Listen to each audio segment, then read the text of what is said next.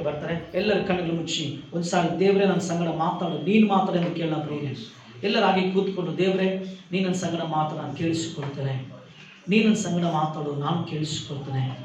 ಕೇಳಿಸಿದ ವಾಕ್ಯವನ್ನು ನಾನು ಅದರ ಪ್ರಕಾರ ನಡೆಯುವುದಕ್ಕೆ ಕೃಪೆಯನ್ನು ಶಕ್ತಿಯನ್ನು ಅನುಗ್ರಹಿಸು ದೇವರೇ. ಹೇಳೋಣ ಪ್ರಿಯರೇ, ಹೇಳೋಣ ಪ್ರಿಯರೇ, ಹೇಳೋಣ ಪ್ರಿಯರೇ, ಹೇಳೋಣ ಪ್ರಿಯರೇ, ಹೇಳೋಣ ಪ್ರಿಯರೇ. ಯಾಕೋಬನು 20 ವರ್ಷ ಕಷ್ಟಪಟ್ಟರು, ಏನು ಅನುಭವಿಸಲಿಲ್ಲ, ಏನು ಸಂಪಾದಿಸಲಿಲ್ಲ, ಯಾವುದು ಬರಲಿಲ್ಲ. ಸ್ವಂತ ಮಾವನೇ 10 ಸಾವಿರ ಸಂಬಳ ಮೋಸ ಮಾಡಿ ನಾಶ ಮಾಡಿದ.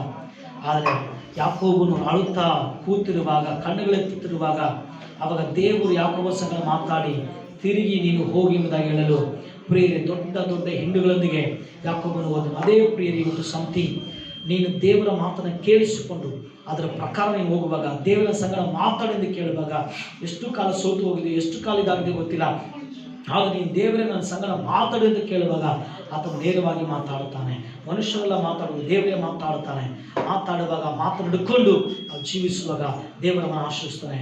ಯೇಸುವಿನ ನಾಮದಲ್ಲಿ ಪರಲೋಕ ತಂದೆಯೇ ನಮ್ಮ ಸಂಗಡ ನನ್ನ ಸಂಗಡ ಸಭೆ ಸಂಗಡ ಮಾತಾಡಿ ಹೇಳುವ ದೇವ ಸೇವಕರು ಕರ್ತನ ಅವರಾಗಿರದೆ ನೀನು ಮಾತಾಡು. ಅವರ ಬುದ್ಧಿಯನ್ನು, ಅವರ ಆಲೋಚನೆಯನ್ನು, ಅವರ ಒಂದು ಕರ್ತನೆ ಎಲ್ಲವನ್ನು ತೆಗೆದುಹಾಕಿ ನೀನೇ ನಿನ್ನ ಶಿಲುಬೆಯಲ್ಲಿ ಮರೆ ಮಾಡಿ ನಿಮ್ಮ ರಕ್ತದಲ್ಲಿ ಮುದ್ರಿಸಿ ಪರಿಶುದ್ಧಾತ್ಮ ಅಭಿಷೇಕ ತುಂಬಿಸಿದವರೇ ಮಾತಾಡಿ ಫಲಪಡಿಸಿ ಎಲ್ಲ ಅಡೆತಡೆಗಳನ್ನು ಮುರಿದಾಕರಿಸುವ ನಾಮದಲ್ಲಿ ಕರ್ತನೆ ಕಿವಿಗಳು ತೆರಳಬರಲಿ, ಕೇಳಿಸಿಕೊಳ್ಳುವ ಪ್ರತಿ ಹೃದಯಗಳು ಗ್ರಹಿಸಿಕೊಳ್ಳಲಿ, ಅನುಭವಿಸಲಿ.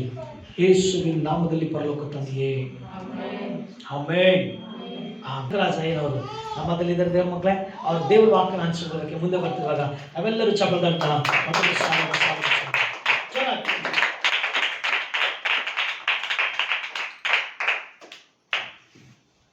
Price lord. Hallelujah, hallelujah.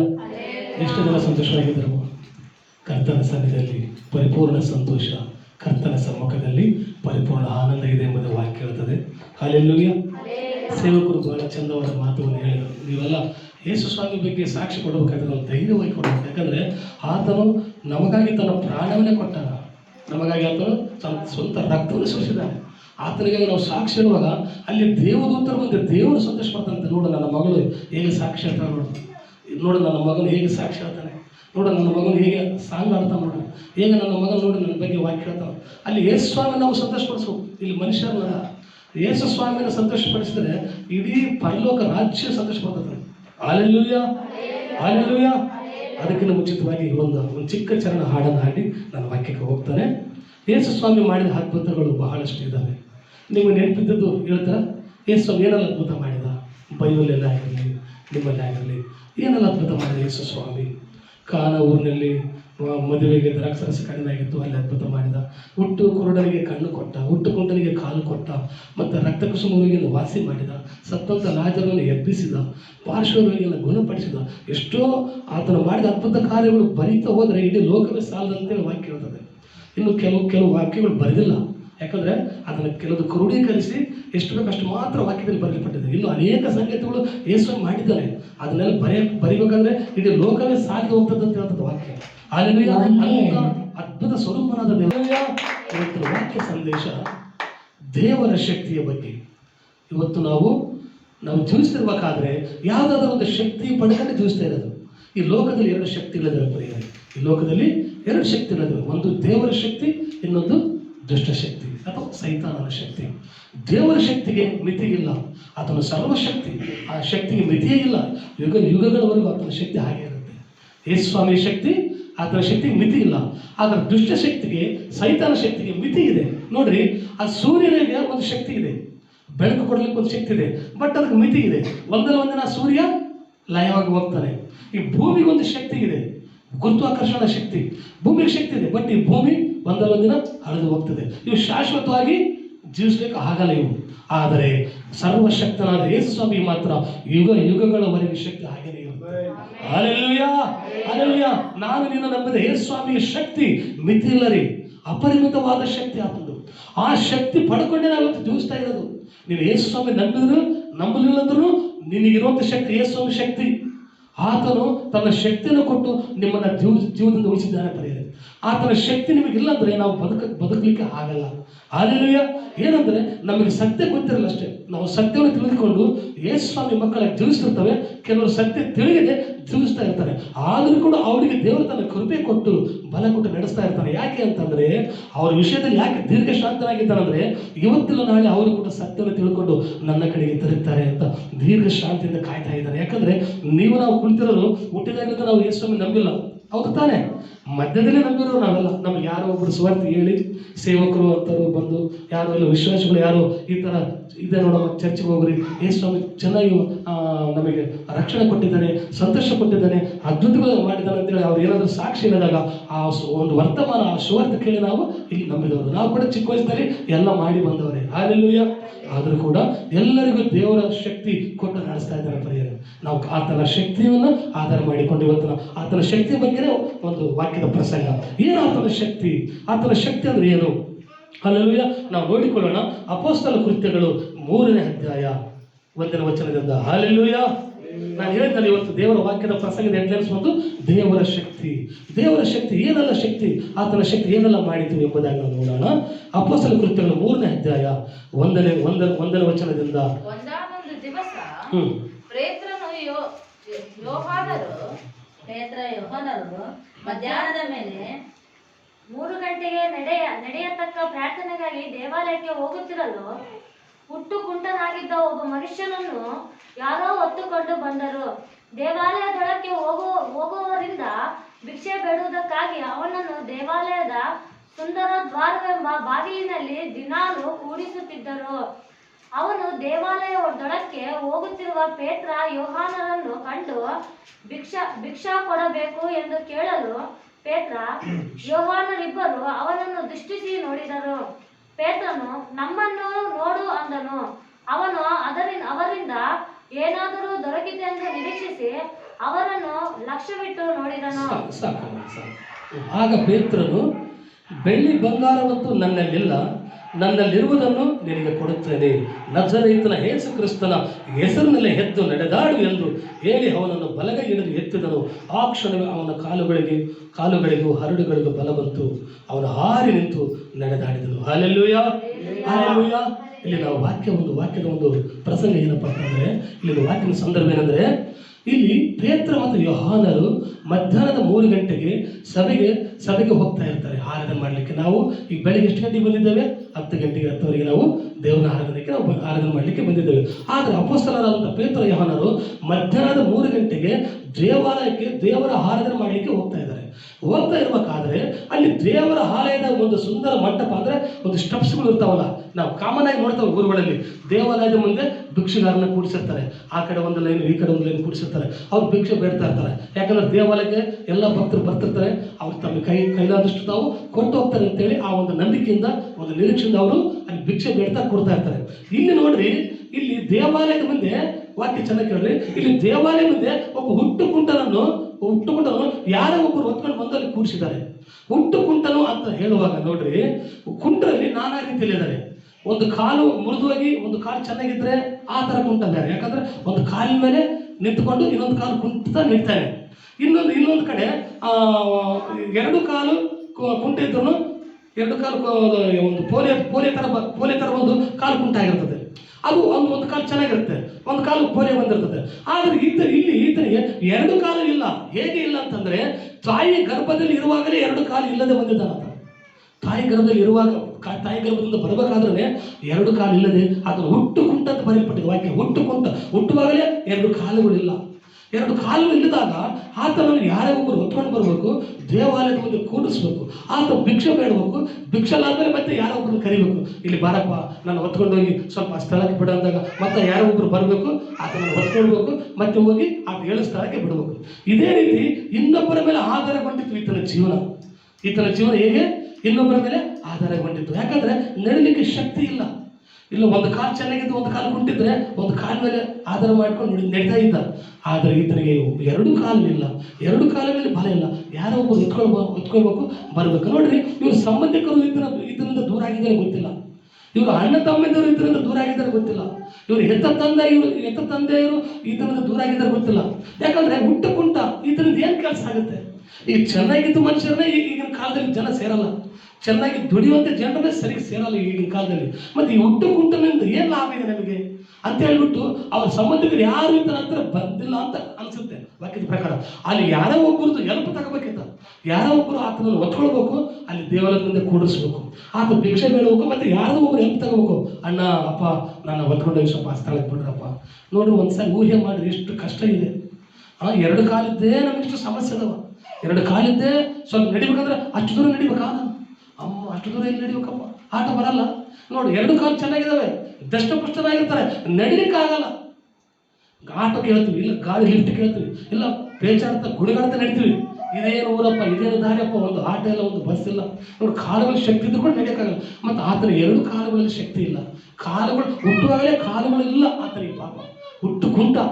ಆತ ಹೇಗೆ ಜೀವನ ನಡೆಸಿರಬಹುದು? ಪ್ರತಿಯೊಂದಕ್ಕೂ ಇನ್ನೊಬ್ಬರ ಮೇಲೆ ಆಧಾರಗೊಂಡಿದ್ದಾನೆ.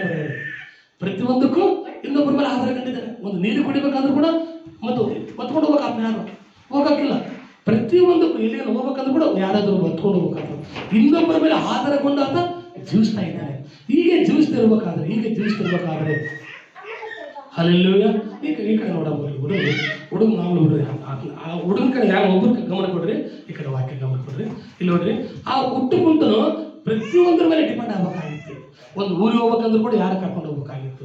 ಒಂದು ಯಾವುದಕ್ಕೂ ಹೋಗಲಿ ಪ್ರತಿಯೊಂದಕ್ಕೆ ಆತ ಇನ್ನೊಬ್ಬರು ಡಿಪೆಂಡ್ ಆಗಬೇಕಾಗಿತ್ತು. ಆತ ಎಷ್ಟು ನೊಂದ್ಕೊಳ್ತಿದ್ನು, ಎಷ್ಟು ಅಳ್ತಾ ಇದ್ನು, ಎಷ್ಟು ಕಣ್ಣೀರು ಸುರಿಸ್ತಿದ್ನು. ಅಪ್ಪ ಎಲ್ಲರೂ ಎಷ್ಟು ಚೆನ್ನಾಗಿ ಓಡಾಡ್ತಾರಲ್ಲಪ್ಪ.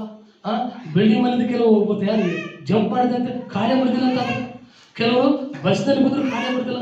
ಇಂತಿಂತಾರಲ್ಲ ಏನೆಲ್ಲ ಜಂಪ್ ಮಾಡ್ತಿರ್ತಾರೆ. ನಾವು ಕೆಲವು ಸಾರಿ ನೋಡ್ತಿರ್ತೀವಲ್ಲ, ಮೇಲಿಂದ ಜಂಪ್ ಮಾಡಿದ್ರು ಕೂಡ ಆತನಿಗೆ ಏನಾಗಿಲ್ಲ. ಕೆಲವು ಎಡಿ ಬಿಡ್ತಾರೆ, ಏನಾಗಿಲ್ಲ. ಅವ್ರಿಗೆ ಏನಾಗಿಲ್ಲ. ನನಗೆ ಯಾಕಪ್ಪ, ನನಗೆ ಯಾವತ್ತು ಈ ಥರ ಕಾಲು, ನಾನು ಯಾವತ್ತು ಇದನ್ನು ನಡಿಬೇಕು, ನಾನು ಅವ್ರ ಥರ ಯಾವತ್ತು ನಾನು ಜೀವಿಸ್ಬೇಕು, ಆತನಿಗೆ ಕನಸುಗಳು ಇರ್ತವೆ. ಅವ್ರು ನೋಡಿ ಎಷ್ಟು ಚೆನ್ನಾಗಿ ಓಡ್ತಾರೆ, ರನ್ನಿಂಗ್ ರೇಸ್ ಓಡ್ತಾರೆ, ಹೈ ಜಂಪ್ ಮಾಡ್ತಾರೆ, ಲಾಂಗ್ ಜಂಪ್ ಮಾಡ್ತಾರೆ. ಇವೆಲ್ಲ ಆತ ಕೇಳ್ತಾ ಇರುವಾಗ, ನೋಡ್ತಾ ಇರುವಾಗ ಆತನಿಗೆ ಒಂದು ಆಸೆ ಬರುತ್ತೆ. ನಾನು ಯಾವಾಗ ಈ ಥರ ನಡೆಯೋದು, ನಾನು ಯಾವಾಗ ಈ ಥರ ಜಂಪ್ ಮಾಡೋದು, ನಾನು ಯಾವಾಗ ಸ್ವಂತ ನಡೆಯೋದು. ಕಾಲುಗಳು ಯಾವ ರೀತಿ ಆತನಿಗೆ ಅನುಭವ ಇಲ್ಲ, ಕಾಲುಗಳು ಸ್ಪರ್ಶ ಇಲ್ಲಲ್ಲ. ನಿಂತ್ರೆ ತಾನೇ ಗೊತ್ತಾಗೋದು, ನಡೆದ್ರೆ ತಾನೇ ಗೊತ್ತಾಗೋದು. ಈಗ ಗಾಡಿ ಓಡಿಸೋಕೆ ಬರ್ಲಾರ್ದವರಿಗೆ ಗಾಡಿ ಬಗ್ಗೆ ಏನು ಅನ್ಸುತ್ತೆ? ಹೇಗಪ್ಪ ಇವ್ರು ಗಾಡಿ ಓಡಿಸ್ತಾರೆ? ಮೊದಲು ನಾವು ಸೈಕಲ್ ತುಳಿತಾ ಇದ್ವಿ, ಗಾಡಿ ಓಡಿಸೋಕೆ ಬರ್ತಾ ಇರಲಿಲ್ಲ. ಗಾಡಿ ಓಡಿಸೋಕೆ ನೋಡಿದ್ರೆ ಹೇಗೆ ಗಾಡಿ ಓಡಿಸ್ತಾರೆ ಅವ್ರು, ಹೇಗೆ ಕಂಟ್ರೋಲ್ ಮಾಡ್ಕೊತಾರೆ ಗಾಡಿ. ಜೀಪ್ ಹೋಗೋದು, ಗಾಡಿ ಹೊಡೆಯೋರು ಜೀಪ್ ನೋಡಿದ್ರೆ ಜೀಪ್ ಹೇಗಪ್ಪ ಓಡಿಸ್ತಾರ? ಜೀಪ್ ಹೊಡೆಯುವಂಥವ್ರು ಟ್ರೈನ್ ನೋಡ್ತಾರೆ, ಟ್ರೈನಲ್ಲಿ ಹೇಗೆ ಓಡಿಸ್ತಾರಪ್ಪ? ಟ್ರೈನ್ ಹೊಡೆಯುವಂಥ ಡ್ರೈವರ್ ನೋಡ್ತಾರೆ, ಪ್ಲೇನ್ ಹೇಗೆ ಓಡಿಸ್ತಾರಪ್ಪ? ಅಂದರೆ ಅವ್ರಿಗೆ ಅನುಭವಕ್ಕಿಲ್ಲದನ್ನು ನೋಡಿ ಆಶ್ಚರ್ಯ ಪಡ್ತಾರೆ, ಹೇಗಪ್ಪ ಇವರು. ಅದೇ ಇದು ಹುಟ್ಟು ಕುಂಟ ಕೂಡ ಹೇಗಪ್ಪ ನನಗೆ ಯಾವಾಗಪ್ಪ ಈ ಥರ ಕಾಲುಗಳು ಬರೋದು ಅಂತ ಒಂದು ಅಂದ್ಕೊಂಡಿರ್ಬೋದು. ಅಂದ್ಕೊಂಡು ಜೀವಿಸ್ತಾರೆ. ಅಯ್ಯೋ ನನ್ನ ಪರಿಸ್ಥಿತಿ ಹೀಗಿದೆಯಲ್ಲ, ನನ್ನ ಭಿಕ್ಷೆ ಬೇಡದೆ ನನ್ನ ಜೀವನ ಅಂತಂದೇಳಿ ಇದು ನೊಂದುಕೊಂಡು ಜೀವಿಸ್ತಾ ಇರ್ಬೋದು. ಆದರೆ ಪ್ರಿಯರೇ, ಆ ಹುಟ್ಟು ಕುಂಟನಿಗೆ ಒಂದು ಸಮಯ ಬಂತು. ಏನು ಸಮಯ ಗೊತ್ತಾ? ಅಲ್ಲಿ ದೇವರ ಮಕ್ಕಳಾದಂಥ, ದೇವರ ಸೇವಕರಾದಂಥ, ಅಪೊಸ್ತಲರಾದಂಥ ಪೇತ್ರ ಯೋಹಾನರು ಆ ದೇವಾಲಯಕ್ಕೆ ಮಧ್ಯಾಹ್ನದ 3 ಗಂಟೆ ಸಮಯಕ್ಕೆ ದೇವರನ್ನು ಆರಾಧನೆ ಮಾಡಲಿಕ್ಕೆ ಹೋಗುವಂಥ ಸಮಯದಲ್ಲಿ ಆತನು ಭಿಕ್ಷೆ ಕೇಳ್ತಾನೆ. ಅಪ್ಪ, ನಿಮ್ಮಿಂದ ಏನಾದರೂ ನನಗೆ ಸಹಾಯ ಮಾಡಿ ಎಂಬುದಾಗಿ. ಅಲ್ಲಿ ಅವರು ಪೇತ್ರ ಯೋಹಾನರು ಹೇಳ್ತಾರೆ, ಆತನಿಗೆ ಹೇಳ್ತಾರೆ, ನೀನು ನಮ್ಮನ್ನು ದೃಷ್ಟಿಸಿ ನೋಡಂತ ಹೇಳ್ತಾರೆ. ಇಲ್ಲಿ ಕೂಡ ಅಷ್ಟೇ, ನೀವು ದೃಷ್ಟಿಸಿ ನೋಡ್ಬೇಕು. ದೃಷ್ಟಿಸಿ ಅಂದ್ರೆ ಏನು? ಗಮನ ಇಟ್ಟು ನೋಡು, ಹೃದಯಪೂರ್ವಕವಾಗಿ ನೋಡು. ವಾಕ್ಯ ಕೇಳಬೇಕಂದ್ರೆ ಕೂಡ ಶ್ರದ್ಧೆಯಿಂದ ಕೇಳಬೇಕು. ಸುಮ್ಮನೆ ಕೇಳೋದು ಬೇರೆ, ಶ್ರದ್ಧೆಯಿಂದ ಕೇಳೋದು ಬೇರೆ. ನೆಗ್ಲೆಕ್ಟ್ ಆಗಿ ಕೇಳೋದು ಬೇರೆ, ಒಂದು ಸೀರಿಯಸ್ ಆಗಿ ಕೇಳೋದು ಬೇರೆ. ಯೇಸು ಹೇಳ್ತಾರೆ, ನನ್ನ ವಾಕ್ಯಗಳನ್ನು ಶ್ರದ್ಧೆಯಿಂದ ಕೇಳಿದರೆ ಅವರಿಗೆ ಆಶೀರ್ವಾದ ತಪ್ಪೋದಿಲ್ಲ ಎಂಬುದಾಗಿ. ನಾವು ನೋಡಬೇಕಾದರೂ, ವಾಕ್ಯ ಕೇಳಬೇಕಾದರೂ ನಾವು ಶ್ರದ್ಧೆಯಿಂದ ಕೇಳಬೇಕಂತೆ. ಹಲ್ಲೆಲೂಯಾ. ಇಲ್ಲಿ ಹೇಳ್ತಾರೆ ಪೇತ್ರ ಯೋಹಾನರು ಆತನಿಗೆ ಹುಟ್ಟು ಕುಂಟನಿಗೆ ಹೇಳ್ತಾರೆ, ನೀನು ನಮ್ಮನ್ನು ನೋಡು ಅಂತಂದಾಗ ಹುಟ್ಟು ಕುಂಟನು ಆತನ ನಂಬಿಕೆ ಬರ್ತದೆ. ಏನಂದ್ರೆ ಏನು ಕೊಡ್ಬೋದು ಇವರು? ಎಲ್ಲರೂ 10 ರೂಪಾಯಿ 5 ರೂಪಾಯಿ ಈ ಥರ ಕೊಟ್ಟು ಹೋಗ್ತಾ ಇದ್ದಾರೆ. ಆದರೆ ಇವರು ನಮ್ಮನ್ನು ನೋಡಂತ ಇದಾರಲ್ಲ, ಅಂದರೆ ಇವರಿಂದ ಏನಾದರೂ ಹೆಚ್ಚಿಗೆ ಸಿಗಬಹುದೋ ನನಗೆ ಒಂದು ಸಹಾಯ ಅಂತೇಳಿ ಗಮನಿಟ್ಟು ನೋಡಿದಾಗ ಅವಾಗ ಪೇತ್ರ ಯೋಹಾನರ ನಂತರ, ನೀನು ನಿರೀಕ್ಷೆ ಮಾಡಿದ ಪ್ರಕಾರ ನಮ್ಮಲ್ಲಿ ಬೆಳ್ಳಿ ಬಂಗಾರ ಇಲ್ಲ. ನೀವೊಂದು ಅಂದ್ಕೊಂಡ್ರೆ ಬಂದನು ಏನಾದರೂ ಹೆಚ್ಚಿನ ರೀತಿ ನನಗೆ ಸಹಾಯ ಮಾಡ್ತಾರಂತೇಳಿ. ಆದರೆ ನೀನು ಅಂದ್ಕೊಂಡ ಪ್ರಕಾರ ನನ್ನಲ್ಲಿ ನಿನಗೆ ಸಹಾಯ ಮಾಡಲಿಕ್ಕೆ ಬೆಳ್ಳಿ ಬಂಗಾರ ಅಂತೂ ನನ್ನಲ್ಲಿಲ್ಲ, ನನ್ನಲ್ಲಿರುವುದನ್ನು ನಿನಗೆ ಕೊಡ್ತಾರೆ ಅಂತ ಹೇಳ್ತಾರೆ ಪೇತ್ರ. ಏನಿರ್ಬೋದು ಆತ್ಮೊಳಗೆ, ಪೇತ್ರನೊಳಗೆ? ಹೇಳಿದ್ರು ನೋಡೋಣ, ಪೇತ್ರನೊಳಗೆ ಏನಿರ್ಬೋದು ಕೊಡ್ಲಿಕ್ಕೆ? ಈಗ ಬೆಳ್ಳಿ ಬಂಗಾರ ಇಲ್ಲ ಅಂತ ಹೇಳಿ ನನಗೆ ಎಸ್ ಯಾರು ಹೇಳಿದ್ರು? Amen, praise the lord, hallelujah. ಆತನಲ್ಲಿ ದುಡ್ಡಿಲ್ಲ, ಬೆಳ್ಳಿ ಬಂಗಾರ ಇಲ್ಲ, ನನ್ನೊಳಗೆ ಇರತಕ್ಕಂಥದ್ದು ನಾನು ನಿಮಗೆ ಕೊಡ್ತಾನೆ ಅಂತ ಹೇಳ್ತಾನೆ ಪೇತ್ರ. ಯಾರಿಗೆ ಕೊಡ್ತಾನೆ? ಯೇಸು ಸ್ವಾಮಿಯ ಶಕ್ತಿಯನ್ನು ಕೊಡ್ತಾನೆ. ಹಲ್ಲೆಲೂಯಾ. ಆತ ಹೇಳ್ದ, ನಜರೇತಿನ ಯೇಸು ನಾಮದಲ್ಲಿ ಎದ್ದು ನಡೆದಾಡು ಅಂತೇಳಿ ಆತ ಪೇತ್ರನ ಯಾವಾಗ ಆ ಹುಟ್ಟುಕುಂಟನ ಕೈಯನ್ನು ಹಿಡಿದು ಮೇಲೆ ಎತ್ತಿದನೋ, ಪೇತ್ರನ ಒಳಗಿರ್ತಕ್ಕಂಥ ಪವಿತ್ರಾತ್ಮನ ಶಕ್ತಿ ಆ ಹುಟ್ಟುಕುಂಟನ ಶರೀರದೊಳಗೆ ಪ್ರವೇಶ ಆಗಿ ಆ ಕಾಲುಗಳಿಗೆ ಬಲ ಬಂತು ಪಡೆಯರೆ, ಆ ಕಾಲುಗಳಿಗೆ ಶಕ್ತಿ ಬಂತು ಪಡೆಯರೆ. ನೋಡಿ, ಆ ಹುಟ್ಟುಕುಂಟನು ಆ ಕುಂತನಿಂದ ಮೇಲೆ ಹಾರಿಬಿಟ್ಟಂತೆ. ನೋಡ್ರಿ, ಕುಂತ್ಕೊಂಡಿದ್ರೆ ನೀವು ಆಡ್ತಾರ ನೋಡ್ರಿ, ಆತ ಆಡಿದಾನೆ. ಆ ವಾಕ್ಯ ಇದೆ, ವಾಕ್ಯ ಸುಳ್ಳಲ್ಲ. ಹುಟ್ಟುಕುಂಟನು ಹಾಗೆ ಹಾರಿಬಿಟ್ಟನಂತೆ. ಯಾವ ಶಕ್ತಿ ಇದು? ದೇವರ ಶಕ್ತಿ ಪಡೆಯಾರೆ. ಮನುಷ್ಯರ ಕೈ ಏನ್ ಮಾಡಕ್ ಆಗಲ್ಲ. ಮನುಷ್ಯರಿಗೆ ಕೊಟ್ಟರೆ ಒಂದು 10 ರೂಪಾಯಿ ಕೊಡ್ಬೋದು, 100 ರೂಪಾಯಿ ಕೊಡ್ಬೋದು. ಲಾಸ್ಟಿಗೆ ಅದೇ ಪೇತ್ರ ಹೇಳ್ತಾನ, ನೀನು ನನ್ನನ್ನು ನಿರೀಕ್ಷೆ ಮಾಡಿದ ಪ್ರಕಾರ ನನ್ನಲ್ಲಿ ಬೆಳ್ಳಿ ಬಂಗಾರ ಇಲ್ಲ. ನೀನು ಒಂದು ನಿರೀಕ್ಷೆ ಮಾಡಿರ್ಬೋದೇನೋ, ಇದು ಒಂದು 1 ಲಕ್ಷ ಕೊಡ್ಬೋದೇನೋ, ಇಲ್ಲ ಬೆಳ್ಳಿ ಬಂಗಾರ ಕೊಡ್ಬೋದೇನೋ, ನನ್ನ ಜೀವನಕ್ಕೆ ಸಹಾಯ ಮಾಡೋದು. ಇಲ್ಲ, ಆ ಥರ ಬೇಡವೇ ಬೇಡ. ನಿನ್ನ ಜೀವನದಲ್ಲಿ ಭಿಕ್ಷೆ ಬಿಡೋದು ಬೇಡವೇ ಬೇಡ. ನಿನ್ನನ್ನು ನೀನು ಇಷ್ಟು ದಿನ ನೀನೇನು ಕೈ ಚಾಚಿದೆಯಲ್ಲ ಇನ್ನೊಬ್ಬರ ಹತ್ರ, ನೀನು ಇನ್ನೊಬ್ಬರಿಗೆ ಕೊಡೋ ಹಾಗೆ ನಾವು ಮಾಡ್ತೇವೆ. ಏನು ಗೊತ್ತಾ, ಆ ಕಾಲು ಇಲ್ಲದ್ರಿಂದಲ್ಲ ನೀನು ಭಿಕ್ಷೆ ಬೇಡ್ತಾ ಇರೋದು. ಅದೇ ಕಾಲು ನಿನಗೆ ಕೊಟ್ಬಿಟ್ರೆ ನೀನು ಚೆನ್ನಾಗಿ ದುಡಿದು ಇನ್ನೊಬ್ಬರಿಗೆ ಕೊಡ್ತೀಯಲ್ಲ. ನಮ್ಮ ಯೇಸು ಸ್ವಾಮಿ ಇನ್ನೊಬ್ಬರಿಗೆ ಕೊಡುವಂತ ಮಾಡ್ತಾರೆ ಪ್ರೇಯರ್. ನಾವೆಲ್ಲ ಜೋರಾಗಿ ಚೌಕಟ್ಟು ತಕ್ಕೋಣ, ನಾವು ದೇವ್ರು ತಕ್ಕೋಣ. ನಮ್ಮನ್ನ ದೇವರು ಯಾವತ್ತೂ ಕೈ ಚಾಚುವಂತ ಮಾಡಲ್ಲ, ಭಿಕ್ಷೆ ಬೇಡುವಂತ ಮಾಡಲ್ಲ. ನಮ್ಮ ದೇವರು ನಮ್ಮನ್ನು ಕೊಡುವಂತೆ ಮಾಡೋ ದೇವರಾಗಿದ್ದಾನೆ. ಸೇವಕರು ಹೇಳಿದ್ರು, ಈ ಸಭೆ ದೇವರ ನಾಮದಲ್ಲಿ ದೊಡ್ಡ ಸಭೆ ಆಗ್ತದೆ ಪ್ರೇಯರ್. ನಾವು ನಂಬಬೇಕಷ್ಟೇ. ನೀನು ನಂಬಿದರೆ ದೇವರ ಮಹಿಮೆ ಕಾಣುವೆ ಅಂತ ಯೇಸು ಹೇಳ್ತಾನೆ. ನಾವು ನಂಬಿಕೆಯಿಂದ ಜೀವಿಸುವಾಗ ನೋಡ್ರಿ, ಇಲ್ಲಿ ಹುಟ್ಟುಕುಂಟನಿಗೆ ಕಾಲು ಬರೋದು ನಿಜನ? ಡಾಕ್ಟ್ರೇ ಈತನ ಏನ್ ಮಾಡಕ್ಕಾಗಲ್ಲ ಅಂತ ಕೈ ಬಿಟ್ಟಿರ್ತಾರೆ. ಹುಟ್ಟುಕುಂಟನಿಗೆ ನಮ್ಮ ಕೈಲಿ ಏನ್ ಮಾಡಕ್ಕಾಗಲ್ಲಪ್ಪ ಅಂತೇಳಿ ವೈದ್ಯ ಶಾಸ್ತ್ರಗಳೇ ನಮಗೆ ಇದು ಅಸಾಧ್ಯವಾದ ಕೆಲಸಪ್ಪ ಅಂತ ಹೇಳ್ಬಿಟ್ಟು ಕೈ ಬಿಟ್ಟಿದ್ದಾರೆ. ಬಟ್ ಮನುಷ್ಯರಿಗೆ ಅಸಾಧ್ಯವಾದ ಕೆಲಸ ದೇವರಿಗೆ ಸಾಧ್ಯ ಪರಿಹಾರ. ಇವತ್ತು ಸೈಂಟಿಸ್ಟ್ಗಳು, ವೈದ್ಯರಿಗೆ ಅಸಾಧ್ಯ ಆಗಿರ್ಬೋದು, ಆದರೆ ಸರ್ವಶಕ್ತನಾದ ಯೇಸು ಸ್ವಾಮಿಗೆ ಎಲ್ಲ ಸಾಧ್ಯ. ನೋಡು, ಹುಟ್ಟುವಾಗಲೇ ಹುಟ್ಟುಕುಂಟನೆ ಹುಟ್ಟಿ ಬಂದಂತ ಈ ವ್ಯಕ್ತಿಗೆ ಪೇತ್ರ ಯೋಹಾನರು ಹೇಳ್ತಾರೆ, ನಜರೇತಿನ ಯೇಸು ನಾಮದಲ್ಲಿ ಎದ್ದು ನಡೆದಾಡು ಎಂಬುದಾಗಿ ಹೇಳುವಾಗ ಪವಿತ್ರಾತ್ಮನ ಶಕ್ತಿ, ಅವರೊಳಗಿರುವಂತಹ ಪವಿತ್ರಾತ್ಮನ ಶಕ್ತಿ ಆತನ ಒಳಗೆ ಪ್ರವೇಶ ಮಾಡಿ ಕಾಲುಗಳಿಗೆ ಬಲ ಕೊಡ್ತು ಪ್ರೇಯರೆ. ಅಲ್ಲಿ ಪೇತ್ರ ಮುಂದೆ ವಾಕ್ಯ ಹೇಳ್ತಾನೆ, ಈತನಿಗೆ ಕಾಲು ಬರುವಂತೆ ಮಾಡಿದ್ದು ನಮ್ಮ ಸ್ವಂತ ಶಕ್ತಿಯಿಂದಲ್ಲ. ಮತ್ತೆ ನೀವು ಹಾಗೆ ತಿಳ್ಕೊಬೇಡ್ರಪ್ಪ, ನಮ್ಮ ಭಕ್ತಿಯಿಂದಲ್ಲ, ನಮ್ಮ ಸ್ವಂತ ಶಕ್ತಿಯಿಂದಲ್ಲ. ವಾಕ್ಯ ನೋಡಿ, ಹೋದ್ರಿ 12 ವಚನ ಹೋದ್ರಿ. ಅದೇ ಅಪೊಸ್ತಲ ಕೃತ್ಯಗಳು. ಇದನ್ನು ನೋಡಿ ಜನರಿಗೆ, ಇಸ್ರಾಯೇಲ್ ಜನರೇ, ನೀವು ಏಕೆ ಇದಕ್ಕೆ ಆಶ್ಚರ್ಯ ಪಡುತ್ತೀರಿ? ನೀವು ನಮ್ಮ ಮೇಲೆ ದೃಷ್ಟಿ ಇಟ್ಟು ನೋಡುವುದೇನು? ನಾವು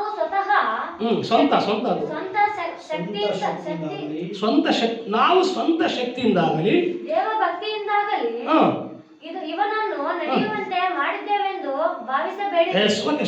ನೋಡ್ರಿ, ಏನಂತಿದೆ ವಾಕ್ಯಲ್ಲಿ? ನಾವು ಪೇತ್ರ ಯೋಹಾನರು ಆ ಜನರಿಗೆ ಹೇಳ್ತಿದ್ದಾರೆ.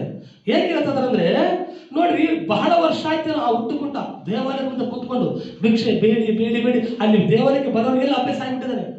ಈಗ ಚರ್ಚಿಗೆ ಬರ್ತಿರ್ತಾರೆ, ಒಂದು 10 ವರ್ಷದ ಚರ್ಚಿಗೆ ಬರೋರಿಗೆಲ್ಲ ಅಭ್ಯಾಸ ಆಗಿರ್ತಿರ್ತಾನೆ. ಯಾರು ನಿಮ್ಗೆ ಹೋದ್ರೆ ಇವತ್ತು ಸಂಡೆ ಚರ್ಚಿಗೆ ಹೋಗ್ತಾರಲ್ಲ, ಮತ್ತೆ ಅವ್ರಿಗೆ ಗುರುತಿಸ್ತಾರೆ. ನೀವೆಲ್ಲ ಕೂಡ ಬೇಕಾಗಿಲ್ಲ. 10 ವರ್ಷದಿಂದ ಚರ್ಚಿಗೆ ಬರ್ತಾ ಇದಾರಂದ್ರೆ ಬೈಬಲ್ ತಗೊಂಡು ಈ ಬೀದಿಯಲ್ಲಿ ಬಂದ್ರೆ ನೀವು ಚರ್ಚಿಗೆ ಹೋಗ್ತಾ ಹೇಳ್ಬೇಕಾಗಿಲ್ಲ, ಅವರೇ ಹೇಳ್ತಾರ ಅವ್ರು ಚರ್ಚಿಗೆ ಹೋಗ್ತಾರೆ, ಗುರುತಿಸ್ತಾರೆ. ಈಗ ಹುಟ್ಟುಕುಂಟನಿ ಕೂಡ ಅನೇಕ ಜನರು ದೇವಾಲಯಕ್ಕೆ ಹೋಗ್ಬೇಕಾದ್ರೆ ಅವ್ರು ಹುಟ್ಟುಕುಂಟ ತಾನೆ, ಅವನು ದೇವಾಲಯದ ಮುಂಭಾಗದಲ್ಲಿ ಕೂತಿದ್ದ, ಇವ್ರಿಗೆ ಹೇಗೆ ಕಾಲು ಬಂತು ಅಂತ ಅವ್ರು ಆಶ್ಚರ್ಯ ಆಗ್ಬಿಟ್ಟಾರ, ವಿಸ್ಮಯಗೊಂಡ್ಬಿಟ್ಟಾರ. ಹೇಗಪ್ಪ ಕಾಲು ಬಂತು? ನಾವು ಬಹಳ ವರ್ಷಗಳಿಂದ ನೋಡ್ತಾ ಇದ್ದೀವಿ ಅವ್ರು ಹುಟ್ಟುಕುಂಟ, ಇವತ್ತು ಕಾಲು ನೆಟ್ಟಿದ್ದು ಜಂಪ್ ಮಾಡ್ತಿದ್ದಾನೆ. ನೋಡ್ರಿ, ಆ ಹುಟ್ಟುಕುಂಟ ಎಷ್ಟು ಸಂತೋಷ ಆಗಿದೆ ಅಂದ್ರೆ, ಎಷ್ಟು ಒಂದು ಬರ್ತ್ಡೇಲಿ ಕೂಡ ಅವ್ರು ಸಂತೋಷ ಪಡ್ತಾರೆ ಗೊತ್ತಿಲ್ಲ. ನೆಗದಾಡ್ತಾನೆ, ಹಾರಾಡ್ತಾನೆ, ಜಿಗದಾಡ್ತಾನೆ, ಓಡಾಡ್ತಾನೆ ಆಲಯದಲ್ಲಿ. ಅಷ್ಟು ಸಂತೋಷ ಬಂದ್ಬಿಡುತ್ತೆ ಆತನಿಗೆ. ಯಾಕಂತಂದ್ರೆ ಅಲ್ಲಿ ವಾಕ್ಯದಲ್ಲಿ ನೋಡಿದ್ರೆ ಆತ ಹಾರಾಡಿದಂತೆ, ಹಾರಾಡುತ್ತ ಜಿಗಿತ್ತ, ಇಲ್ಲಿಂದ ಅಲ್ಲಿಗೆ ಜಿಗಿತ್ತ, ಟೆಸ್ಟ್ ಮಾಡ್ತಾನೆ. ಕಾಲು ಟೆಸ್ಟ್ ಮಾಡಿ, ಇವ್ರು ನನ್ನ ಕಾಲನ ಏನು, ನನಗೆ ಇಷ್ಟು ಶಕ್ತಿ ಇದೆಯಾ ಕಾಲಲ್ಲಿ ಅಂತೇಳಿ ಇಲ್ಲಿಂದಲೇ ಜಿಗಿತಾನ, ಅಲ್ಲಿಂದಲೇ ಜಿಗಿತಾನ, ಹಾರಾಡ್ತಾನ. ಎಷ್ಟು ಸಂತೋಷ. ನೋಡಿ, ನಮ್ಮ ಚಿಕ್ಕ ಮಕ್ಕಳಿಗೆ ನೀವು ಯಾವುದೋ ಒಂದು ಊರಿಗೆ ಹೋಗಿರ್ತೀರಿ, ಫೋನ್ ಮಾಡುತ್ತೆ ಮಗು ಬರುವಾಗ, ನನಗೆ ಒಂದು ಜೀಪ್ ತಗೊಂಬಂದ್ರೆ ಜೀಪ್ ಒಂದು ಚಂದ ತಂದ್ಕೊಂಡ್ರೆ ಅವಾಗ ಏನು ಮಾಡ್ತದೆ, ನನ್ನ ಫ್ರೆಂಡ್ಸ್ಗೆಲ್ಲ ಹೋಗಿ ನೋಡಿ, ನಮ್ಮಮ್ಮ ಜೀಪ್ ತಂದೆ ನೋಡು, ನಮ್ಮ ತಂದೆಗೆ ಜೀಪ್ ತಂದೆ ನೋಡು, ನಮ್ಮ ಮಾವಾಗ ನನಗೆ ಚಂದ ತಂದೆ ನೋಡೋದು, ತನ್ನ ಫ್ರೆಂಡ್ಸ್ಗೆಲ್ಲ ಹೇಳಿ ಸಂತೋಷ ಪಡ್ತದೆ. ಇಲ್ಲಿ ನೋಡಿ, ಹುಟ್ಟುಕುಂಟೆ ಕೂಡ ಜಿಗಿತಾ ಇದ್ದಾನೆ, ಹಾರಾಡ್ತಿದ್ದಾನೆ, ಆ ದೇವಾಲಯದ ಮೈದಾನದಲ್ಲಿ ತಿರುಗಾಡ್ತಿದ್ದಾನೆ. ಅಷ್ಟು ಖುಷಿ ಆಗ್ಬಿಟ್ಟಿದೆ. ಯಾಕಂದ್ರೆ ಇಷ್ಟು ವರ್ಷ ನಾನು ಹುಟ್ಟುಕುಂಟನಾಗಿದ್ದೆ, ನನಗೆ ನಡಲಿಕ್ಕೆ ಆಗಿದ್ದಿಲ್ಲ, ಇವತ್ತು ನನಗೆ ಕಾಲು ಬಂದಿದ್ದೇವೆ. ಆ ದೇವರು ನನಗೆ, ಸರ್ವಶಕ್ತನ ದೇವರು ನನಗೆ ಕಾಲು ಕೊಟ್ಟಿದ್ದಾರೆ ಅಂತೇಳಿ ಸಂತೋಷ ಪಡ್ತಾ ಏನು ಮಾಡಿದ, ಪೇತ್ರ ಯೋಹಾನರಿಂದನೇ ಹೋಗ್ಬಿಟ್ಟ ದೇವಾಲಯದ ಒಳಗೆ. ಹೋದಾಗ ಅಲ್ಲಿರ್ತಕ್ಕಂಥ ಜನರು ಗಾಬರಿಯಾಗಿ, ಇದು ಹುಟ್ಟುಕುಂಟ ತಾನೆ, ಈ ದೇವಾಲಯದ ಹೊರಗಿರ್ಬೇಕಾಗಿತ್ತಲ್ಲ, ಒಳಗಡೆ ಬಂದಿದ್ದಾನಲ್ಲ ಅಂತೇಳಿ ಜನ ಬಂದು ಆತನನ್ನು ಕರೆದು ಇವಾಗ ಕರೆದು ಕೇಳ್ತಾರೆ, ನಿನಗೆ ಹೇಗೆ ಕಾಲು ಬಂತು, ಹೇಗೆ ಬಂತು ಕಾಲು? ಇವತ್ತು ವೈದ್ಯಶಾಸ್ತ್ರಗಳು ಮಾಡಲಾರ್ದ ಕಾರ್ಯ ನಿನಗೆ ಹೇಗೆ ಜರುಗಿತು? ಇವತ್ತು ಸೈಂಟಿಸ್ಟ್ಗಳು ವೈದ್ಯಶಾಸ್ತ್ರಗಳಿಗೆ ಆಗಲಾರ್ದ ಕೆಲಸ ನಿನಗೆ ಆಯಿತು? ನೀನು ಹುಟ್ಟುಕೊಂಡ ತಾನೆ, ನಾವು ಭಾಳ ವರ್ಷಗಳಿಂದ ನೋಡಿದ್ದೇವೆ ತಾನೆ, ಮತ್ತೆ ನೀನು ಹೇಗೆ ಕಾಲು ಬಂತು ಹೇಳು, ನಮಗೆ ಹೇಳು ಹೇಗೆ ಕಾಲು ಬಂತು ಅಂದಾಗ ಆತ ಹೇಳ್ತಾನೆ, ನಾನು ಹೊರಗಡೆ ಕೂತಿರುವಾಗ ಅವರಿಬ್ಬರು ಪೇತ್ರರು ಬಂದರು, ಅವರು ನಜರೇತನ ಯೇಸು ನಾಮದಲ್ಲಿ ಎದ್ದು ನಡೆದಂತೆ ಪ್ರಾರ್ಥನೆ ಮಾಡುವಾಗ ನನಗೆ ಕಾಲು ಬಂತು ಅಂತೇಳಿ ಆತ ಸಾಕ್ಷಿ ಹೇಳ್ತಾನೆ. ಸಾಕ್ಷಿ ಹೇಳುವಾಗ ಜನರಿಗೆ ಅಲ್ಲಿ ಆಶ್ಚರ್ಯ ಆಗ್ಬಿಡ್ತಾರೆ, ಇದೆಂತ ಅದ್ಭುತ ಕಾರ್ಯಪ್ಪ, ಹುಟ್ಟುಕೊಂಡರಿಗೆ ಕಾಲು ಕೊಟ್ಟರಂದ್ರೆ ಎಂಥ ದೇವರು, ಎಂಥ ಶಕ್ತಿ ಇದು ಅಂತ ಹೇಳ್ಬಿಟ್ಟು ಜನರೆಲ್ಲರೂ ಆ ಪೇತ್ರನ ಕಡೆಗೆ ಬರ್ತಿದ್ದಾರೆ. ಅಲ್ಲಿ ಇದು ಕಾಲು ಹೇಗೆ ಬಂತು ನಮಗೆ ಹೇಳ್ರಿ, ಕಾಲು ಹೇಗೆ ಬಂದು ಇರ್ತಾನೆ ಅಂತೇಳಿ. ಆಗ ಅವ್ರು ಹೇಳ್ತಾರೆ, ನೀವು ನಮ್ಮನ್ನು ಗೌರವಿಸ್ಬೇಡ್ರಿ, ನಮ್ಮನ್ನು ಘನಪಡಿಸ್ಬೇಡ್ರಿ, ನಾವು ನಮ್ಮ ಸ್ವಂತ ಶಕ್ತಿಯಿಂದಾಗಲಿ ನಮ್ಮ ಸ್ವಂತ ಭಕ್ತಿಯಿಂದಾಗಲಿ ನಾವು ಹುಟ್ಟುಕುಟ್ಟನನ್ನು ನಡೆಯುವಂತೆ ಮಾಡಿಲ್ಲ. ಈತನನ್ನು ನಡೆಯುವಂತೆ ಮಾಡಿದ್ದು ನಜರೇತನ ಯೇಸುವಿನ ನಾಮದಲ್ಲಿರತಕ್ಕಂಥ ಶಕ್ತಿ, ಪವಿತ್ರಾತ್ಮನ ಶಕ್ತಿ ಈತನನ್ನು ನಡೆಯುವಂತೆ ಮಾಡಿದೆ. ಹಲ್ಲೆಲೂಯಾ. 1 ಯೋಹಾನ 4:4 ಏನಂತ ಬರೆಯಲ್ಪಟ್ಟಿದೆ? ಈ ಲೋಕದಲ್ಲಿರುವಂತನಿಗಿಂತ ನನ್ನೊಳಗಿರುವಂತನು ಹೆಚ್ಚಿನವನು. ಹಲ್ಲೆಲೂಯಾ. ಪೇತ್ರ ಯೋಹಾನರಲ್ಲಿ ಯಾರಿದ್ರು? ಪರಿಶುದ್ಧಾತ್ಮನ ಶಕ್ತಿ ಇದ್ರು, ಪರಿಶುದ್ಧಾತ್ಮನ ಶಕ್ತಿ ಇತ್ತು. ಯೇಸು ಸ್ವಾಮಿ ಅವರೊಳಗಿದ್ದ. ನಜರೇತನ ಯೇಸು ನಾಮದಲ್ಲಿ ನೋಡಿ, ಯಾವಾಗ ನಜರೇತನ ಯೇಸು ನಾಮದಲ್ಲಿ ಎದ್ದು ನಡೆದಾದ ತಕ್ಷಣ ಆತ ನಡೆದಾಡ. ನೋಡ್ರಿ, ಯೇಸು ಸ್ವಾಮಿ ನಾಮದಲ್ಲಿ ಶಕ್ತಿ ಇದೆ, ಹುಟ್ಟುಕೊಂಡನನ್ನು ನಡೆಯುವಂತೆ ಮಾಡಿತು. ಹಲ್ಲೆಲೂಯಾ. ನಾವು ಇನ್ನೊಂದು ಶಕ್ತಿಯನ್ನು ನೋಡಿಕೊಳ್ಳೋಣ, ಅದೆಂತ ಶಕ್ತಪ್ಪ ಇನ್ನೊಂದು ಶಕ್ತಿ? ಹಲ್ಲೆಲೂಯಾ. ಈಗ ನಾವು ಆತನು ಯೇಸು ಸ್ವಾಮಿಯ ನಾಮದಲ್ಲಿ ನಂಬಿಕೆ ಇಟ್ಟಿದ್ರಿಂದ ಆತನಿಗೆ ಹುಟ್ಟಿನಿಂದ ಕಾಲಿನ ವ್ಯಕ್ತಿಗೆ ಕಾಲು ಬಂತು. ಈಗ ನಾವು ಇನ್ನೊಂದು ನೋಡಿಕೊಳ್ಳೋಣ, ಇನ್ನೊಂದು ವಾಕ್ಯ ನೋಡಿಕೊಳ್ಳೋಣ. ಮಾರ್ಕನ ಬರೆದ ಸುವಾರ್ತೆ 5ನೇ ಅಧ್ಯಾಯ 25ನೇ ವಚನ. ಇಲ್ಲಿ ಯಾವ ರೀತಿ ಸ್ವಾಮಿಯ ಶಕ್ತಿ ಅವರಿಗೆ ಕಾರ್ಯ ಮಾಡುತ್ತೆ ಅನ್ನೋದನ್ನು ನಾವು ನೋಡಿಕೊಳ್ಳೋಣ. ಮಾರ್ಕನ ಬರೆದ ಸುವಾರ್ತೆ 5ನೇ ಅಧ್ಯಾಯ 25ರಿಂದ 30ನೇ ವಚನ. ಆಗ 12 ವರ್ಷದಿಂದ ರಕ್ತ ಕುಸುಮ ರೋಗವಿದ್ದ ಒಬ್ಬ ಹೆಂಗಸು ಬಂದಳು. ಆಕೆಯು ಅನೇಕ ವೈದ್ಯರಿಂದ ಬಹು ಕಷ್ಟವನ್ನು ಅನುಭವಿಸಿ ಕೈಯಲ್ಲಿದ್ದುದನ್ನೆಲ್ಲ ಕಳಕೊಂಡರು. ರೋಗವು ಹೆಚ್ಚುತ್ತಾ ಬಂದದ್ದೇ ಹೊರತು ಮತ್ತೇನು ಪ್ರಯೋಜನವನ್ನು ಹೊಂದಿರಲಿಲ್ಲ. ಆ ಹೆಂಗಸು ಯೇಸುವಿನ ಸಮಾಚಾರವನ್ನು ಕೇಳಿ, ನಾನು ಆತನ ಉಡುಪನ್ನು ಮುಟ್ಟಿದರೆ ಸಾಕು ನೆಟ್ಟಗಾಗುವೆನು ಎಂದು ಆಲೋಚಿಸಿ ಗುಂಪಿನಲ್ಲಿ ಹಿಂದಿನಿಂದ ಬಂದು ಆತನ ಉಡುಪನ್ನು ಮುಟ್ಟಿದಳು. ಮುಟ್ಟಿದ ಕೂಡಲೇ ಆಕೆಗೆ ರಕ್ತ ಹರಿಯುವುದು ನಿಂತು ಹೋದದರಿಂದ ಆಕೆಯು ನನ್ನನ್ನು ಕಾಡಿದ ರೋಗವು ಹೋಗಿ ನನಗೆ ಗುಣವಾಯಿತು ಎಂದು ತನ್ನೊಳಗೆ ತಿಳ್ಕೊಂಡಳು. ಆ ಕ್ಷಣವೇ ಯೇಸು ತನ್ನಿಂದ ಶಕ್ತಿಯು ಹೊರಟಿತೆಂದು ತನ್ನಲ್ಲಿ ತಿಳ್ಕೊಂಡು ನೋಡಿ, ಯೇಸು ಸ್ವಾಮಿ ಹೇಳ್ತಾನೆ ತನ್ನಿಂದ ಶಕ್ತಿ ಹೊರಟಿದ್ದು, ಯೇಸು ಸ್ವಾಮಿಯಿಂದ ಶಕ್ತಿ ಹೊರಟಿದ್ದು. ಇಲ್ಲಿ ಹುಟ್ಟುಕುಂಟನಿಗೂ ಕೂಡ ಯೇಸು ಸ್ವಾಮಿ ಕಡೆಯಿಂದ ಶಕ್ತಿ ಹೋಗಿ ಹುಟ್ಟುಕುಂಟನು ನೆಟ್ಟಗಾದ, ಸ್ವಸ್ಥತೆಯಾದ, ಆತನಿಗೆ ಅದ್ಭುತ ಜರುಗಿತು ಬರೆಯದೆ. ಈಗ ಇಲ್ಲಿ ರಕ್ತ ಕುಸುಮ ರೋಗಿ ಅಂದರೆ ನಿಮಗೆ ಆಲ್ರೆಡಿ ಪರಿಚಯ ಇರ್ತದೆ. ರಕ್ತ ಹರಿತಾ ಇದೆ ಆ ಸ್ತ್ರೀಗೆ, ರಕ್ತ ಹರಿತದೆ. ಎಷ್ಟು ವರ್ಷ ಆಗ್ತಾ ಇದೆ ಅಂದರೆ ಸುಮಾರು 12 ವರ್ಷ. ಆ ಸ್ತ್ರೀ 12 ವರ್ಷದಿಂದ ಆ ರಕ್ತ ಕುಸುಮದಿಂದ ಬಾಧೆ ಪಡ್ತಾ ಇದ್ದಾಳೆ. ರಕ್ತ ಹರಿತಾ ಇದೆ. ನೋಡ್ರಿ, ಅನೇಕ ವೈದ್ಯರ ಬಳಿ ಹೋಗಿ ತೋರಿಸ್ತಾ ಇದ್ದಾಳೆ. ಅನೇಕ ವೈದ್ಯರುಗಳ ಬಗ್ಗೆ ಡಾಕ್ಟರ್ ಯಾರು ಚೆನ್ನಾಗಿ ನೋಡ್ತಾರಂದ್ರೆ ಆ ಡಾಕ್ಟರ್ ಬಳಿಗೆ ಹೋಗ್ತಾ ಇದ್ದಾರೆ. ಯಾರು ಎಲ್ಲಿ ಚೆನ್ನಾಗಾಗ್ತಾರೆ ಆ ಡಾಕ್ಟರ್ ಕಡೆ ಹೋಗ್ತದೆ. ಎಲ್ಲ ಕಡೆ ಹೋಗಿ ದುಡ್ಡೆಲ್ಲ ಖಾಲಿ ಆಗ್ತಾ ಬಂತು, ಆದರೆ ರೋಗ ಹೆಚ್ಚಾಯಿತು. ನೋಡ್ರಿ, ದುಡ್ಡು ಖರ್ಚಾದ್ರೆ ರೋಗ ಕಡಿಮೆ ಹೋಗ್ತಾರೆ. ಈಗ ಡಾಕ್ಟರ್ ಕಡೆ ಹೋಗ್ತಾರೆ ಪೇಷಂಟ್, ಎಲ್ಲ ಲೆಕ್ಕ ಮಾಡ್ತಾರೆ. ನೋಡ್ರಿ, ಈ ಸ್ತ್ರೀ ಒಳಗೆ ಒಂದು ಗಡ್ಡೆ ಇದೆ, ಆ ಗಡ್ಡೆ ಇರೋದ್ರಿಂದ ರಕ್ತ ಹರಿತಾ ಇದೆ, ಆ ಗಡ್ಡೆನ ಆಪರೇಷನ್ ಮಾಡೋದು 1 ಲಕ್ಷ ಆಗುತ್ತೆ ಅಂತ ಹೇಳ್ತಾರೆ. ಈ 1 ಲಕ್ಷ ಕೊಟ್ಟ ಮೇಲೆ ಅದು ಗುಣವಾಗ್ತಾರೆ. ಗುಣ ಆಗಿಲ್ಲ, ಅಲ್ಲಿ ಇನ್ನು ಹೆಚ್ಚಾಗಿದೆ. ದುಡ್ಡೆಲ್ಲ ಖರ್ಚಾಗಿದೆ, ಆ ಸ್ತ್ರೀ ಹತ್ರ ದುಡ್ಡೆಲ್ಲ ಖಾಲಿ ಆಗ್ತಾ ಬರ್ತಾ ಇದೆ, ಆದರೆ ರೋಗ ಮಾತ್ರ ಹೆಚ್ಚಾಗ್ತಾನೆ ಇದೆ. ತನ್ನಲ್ಲಿರ್ತಕ್ಕ ದುಡ್ಡೆಲ್ಲ ಕಳ್ಕೊಂಡು ಸ್ತ್ರೀ ಯಾವ ಡಾಕ್ಟರ್ ಅಂದ್ರೆ ಆ ಡಾಕ್ಟರ್ ಹತ್ರ ಹೋದ್ಲು, ತೋರಿಸಿದ್ಲು, ಎಲ್ಲ ವೈದ್ಯರ ಕಡೆ ಹೋದ್ರು ಕೂಡ ಆ ಸ್ತ್ರೀಗೆ ಏನು ಸಫಲ ಆಗಲೇ ಇಲ್ಲ, ಫಲ ಕಾಣಲೇ ಇಲ್ಲ. ಇದ್ದು ದುಡ್ಡೆಲ್ಲ ಕಳ್ಕೊಂಡ್ಲು, ಬಟ್ ರೋಗ ಮಾತ್ರ ಕಡಿಮೆ ಆಗಲಿಲ್ಲ, ಇನ್ನು ಹೆಚ್ಚಾಗ್ತಾ ಹೋಗ್ತಿದ್ದೆ. ಈಗ ಹೆಚ್ಚಾಗ್ತಾ ಇರುವಾಗ ನೋಡ್ರಿ, ರಕ್ತ ಒಂದು ಸ್ತ್ರೀಯರಿಗೆ ಮತ್ತೆ ಒಂದು ನಾಚಿಕೆ ಸ್ವಭಾವ. ಯಾಕಂದರೆ ಈ ಥರ ರಕ್ತ ಹರಿದಾಗ ನಾನು ಒಂದು ಜನರ ಮಧ್ಯೆ ಹೇಗಪ್ಪ ಹೋಗೋದು, ನಾನು ಜನರ ಮಧ್ಯೆ ಹೇಗಪ್ಪ ಕುಳಿತುಕೊಳ್ಳೋದು, ನಾನು ಜನರ ಮಧ್ಯೆ ಹೇಗಪ್ಪ ನಾನು ಒಂದು ವ್ಯವಹಾರ ಮಾಡೋದು, ಹೇಗಪ್ಪ ಜೀವನ ಮಾಡೋದು ಅಂತೇಳಿ ಆ ಸ್ತ್ರೀ ಎಷ್ಟು ಕೊರಗಿರ್ಬೋದು. ನೋಡ್ರಿ, ಈ ಸ್ತ್ರೀಯ ಜೀವಿತ ಈ ರಕ್ತ ಕುಸುಮ ರೋಗಿ ಒಂದು ರಕ್ತ ಹರಿಯೋದು ಇರೋದ್ರಿಂದ, ಈ ಒಂದು ಕುಸುಮ ಒಂದು ಸ್ತ್ರೀ ರೋಗ ಇರೋದ್ರಿಂದ ಆಯಮ್ಮನ ಗಂಡ ಬಿಟ್ಟು ಹೋಗಿರ್ಬೋದು. ಇಲ್ಲ ನಾನು ಹೋಗ್ತೇನೆ ಅಂತೇಳಿ ಗಂಡನ ಬಿಟ್ಟಾಗಿದ್ದಾನ ಹೋಗಿರ್ಬೋದೇನೋ. ಅವ್ರ ತಂದೆ ತಾಯಿಗಳು ಇಲ್ಲ ಈ ಸ್ತ್ರೀ ಕೂಡ, ಅವರು ಬಂಧು ಬಳಗ ಹತ್ರ ಯಾರು ಬರ್ತಾ ಇಲ್ಲ. ನೋಡ್ರಿ, ಈ ಸ್ತ್ರೀ ಒಂಟಿಯಾಗಿ ಆಲೋಚನೆ ಮಾಡ್ತಾನೆ, ನನಗೆ ಯಾರು ದಿಕ್ಕಿಲ್ಲಪ್ಪ. ನಾನು ಚೆನ್ನಾಗಿದ್ದಾಗ ಎಲ್ಲರೂ ನನ್ನ ಹತ್ರ ಬಂದರು, ನನ್ನ ಗಂಡನೂ ಇದ್ದ, ನನ್ನ ಸಂಬಂಧಿಕರಿದ್ದರು, ನಮ್ಮ ಬಂಧು ಬಳಗ ಎಲ್ಲರಿದ್ದರು. ಬಟ್ ನನಗೆ ಈ ಥರ ರೋಗ ಇರೋದ್ರಿಂದಾಗಿ ನನ್ನನ್ನು ಎಲ್ಲರೂ ಕೈ ಬಿಟ್ಟಿದ್ದಾರೆ, ಯಾರು ನನ್ನ ಹತ್ರ ಬರ್ತಾ ಇಲ್ಲ. ಒಂಟಿಯಾಗಿದ್ದಾಳೆ ಪ್ರೇರಾಸ್ತ್ರಿ. ಒಂಟಿಯಾಗಿದ್ದು ತನ್ನ ಮನಸ್ಸಿನಲ್ಲಿ ನೊಂದುಕೊಳ್ತಾ ಅಯ್ಯೋ ಈ ನನ್ನ ರೋಗಕ್ಕೆ ಯಾವಾಗಪ್ಪ ಪರಿಹಾರ. ನೋಡ್ರಿ, ಸ್ತ್ರೀಯರು ಹೊರಗಡೆ ಹೇಳ್ಕೊಳಕ್ ಆಗಲ್ಲ ಆ ಒಂದು ವೇದನೆ, ಆ ಒಂದು ಬಾಧೆ. ನೋಡ್ರಿ, ಇದು ಪಾಪ ತಾನು ಕೂಲಿನಾಲಿ ಮಾಡಿದ ಒಂದು ಕೂಲಿ ಕೆಲಸದಿಂದ ಬಂದಂತ ದುಡ್ಡನ್ನೆಲ್ಲ ವೈದ್ಯರ ಬಳಿ ಇಟ್ಟರು. ಬಟ್ ಆ ವೈದ್ಯರ ಕಡೆಯಿಂದ ಆ ಸ್ತ್ರೀಗೆ ಏನು ಗುಣ ಆಗಲೇ ಇಲ್ಲ. ಇದು ದುಡ್ಡೆಲ್ಲ ಖರ್ಚಾಯ್ತೆ ಹೊರತು ಆ ಮಗಳಿಗೆ ಗುಣ ಆಗಲೇ ಇಲ್ಲ. ಆ ಮಗಳು ಅಂದ್ಕೊಂಡಿರ್ಬೋದು, ಅಯ್ಯೋ ಎಲ್ಲ ವೈದ್ಯರು ನನ್ನ ಕೈ ಬಿಟ್ರಲ್ಲ, ಇನ್ನು ನನ್ನ ಜೀವನ ಇಷ್ಟೇನು ಬಿಡಪ್ಪ ಅಂದುಕೊಳ್ಳುತ್ತಿರುವಾಗ ಅಲ್ಲಿ ಆ ಊರಿಗೆ, ಈಗ ನೋಡಿ ಸಂಘ ಅಂತ ಊರಿದೆ, ಆ ಸ್ತ್ರೀ ಇರುವಂತ ಊರಿಗೆ, ಆ ಸ್ತ್ರೀ ಇರುವಂತ ಒಂದು ಬೀದಿಗೆ ಯೇಸು ಸ್ವಾಮಿ ಬರ್ತಾ ಇದ್ದಾರೆ. ನೋಡ್ರಿ, ನಿಮ್ದು ಯಾವ ಕಾಲದಲ್ಲಿ ಬರೆದಿರೋದು? ಅಂಬೇಡ್ಕರ್ ಕಾಲನಿ. ಈಗ ನೋಡಿ, ಈ ಅಂಬೇಡ್ಕರ್ ಕಾಲನಿ ಯೇಸು ಸ್ವಾಮಿ ಬರ್ತಾನೆ ಅಂದ್ರೆ ನಾವು ಎಷ್ಟು ಖುಷಿ ಆಗ್ತೀವಿ. ಅಯ್ಯೋ, ನಮ್ಮ ಕಾಲನಿ ಯೇಸು ಸ್ವಾಮಿ ಬರ್ತಾನ, ಅಮ್ಮ ನೋಡಿ ನಮ್ಮ ಕಾಲನಿಗೆ ಒಬ್ಬ CM ಬರ್ತಾನಂದ್ರೆ ನಾವು ಎಷ್ಟು ಸಂತೋಷ ಪಡ್ತೀವಿ. ಅದೇ ರೀತಿಯಾಗಿ ಆ ಸ್ತ್ರೀ ಇರುವಂತ ಏರಿಯಾಕ್ಕೆ ಯೇಸು ಸ್ವಾಮಿ ಬರ್ತಾ ಇದ್ದಾನೆ. ಆ ಯೇಸು ಸ್ವಾಮಿ ಬಗ್ಗೆ ಯಾರೋ ಒಂದು ಸುವಾರ್ತೆ ಸಾರಿದ್ದಾರೆ. ಏನಂತಂದ್ರೆ, ಯೇಸು ಸ್ವಾಮಿ ಅದ್ಭುತಗಳು ಮಾಡ್ತಾನೆ,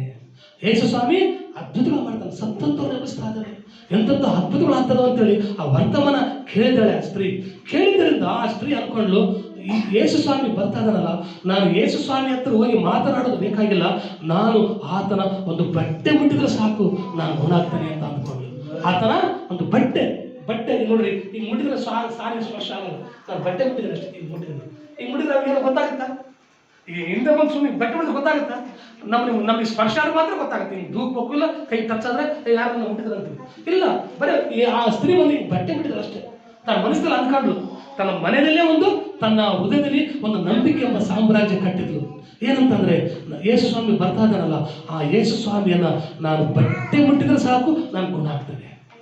ನೋಡಿ ಎಂತ ನಂಬಿಕೆ. ನೋಡಿ, ಇನ್ನು ಯೇಸು ಸ್ವಾಮಿಯನ್ನು ಮಾತಾಡಿಸಿಲ್ಲ ಆ ಸ್ತ್ರೀ, ಯೇಸು ಸ್ವಾಮಿ ಹತ್ರ ಹೋಗೇ ಇಲ್ಲ, ಯೇಸು ಸ್ವಾಮಿನ ಮುಖ ಕೊಟ್ಟು ಮುಖ ಮಾತಾಡಿಲ್ಲ, ಯೇಸು ಸ್ವಾಮಿ ಹತ್ರ ಒಂದು ತನ್ನ ರಿಪೋರ್ಟ್ ಹೇಳಿಲ್ಲ. ಈಗ ಡಾಕ್ಟರ್ ಬಳಿಗೆ ಹೋದ್ರೆ ಡಾಕ್ಟರ್ ಫಸ್ಟ್ ಕೇಳ್ತಾನ, ಏನಾರ ಕೇಳ್ತಾನಂದ್ರೆ ನೀನು ಏನೆಲ್ಲ ಕೇಳೋ ಸಮಸ್ಯೆ ಅಂತ ಕೇಳ್ತಾನ.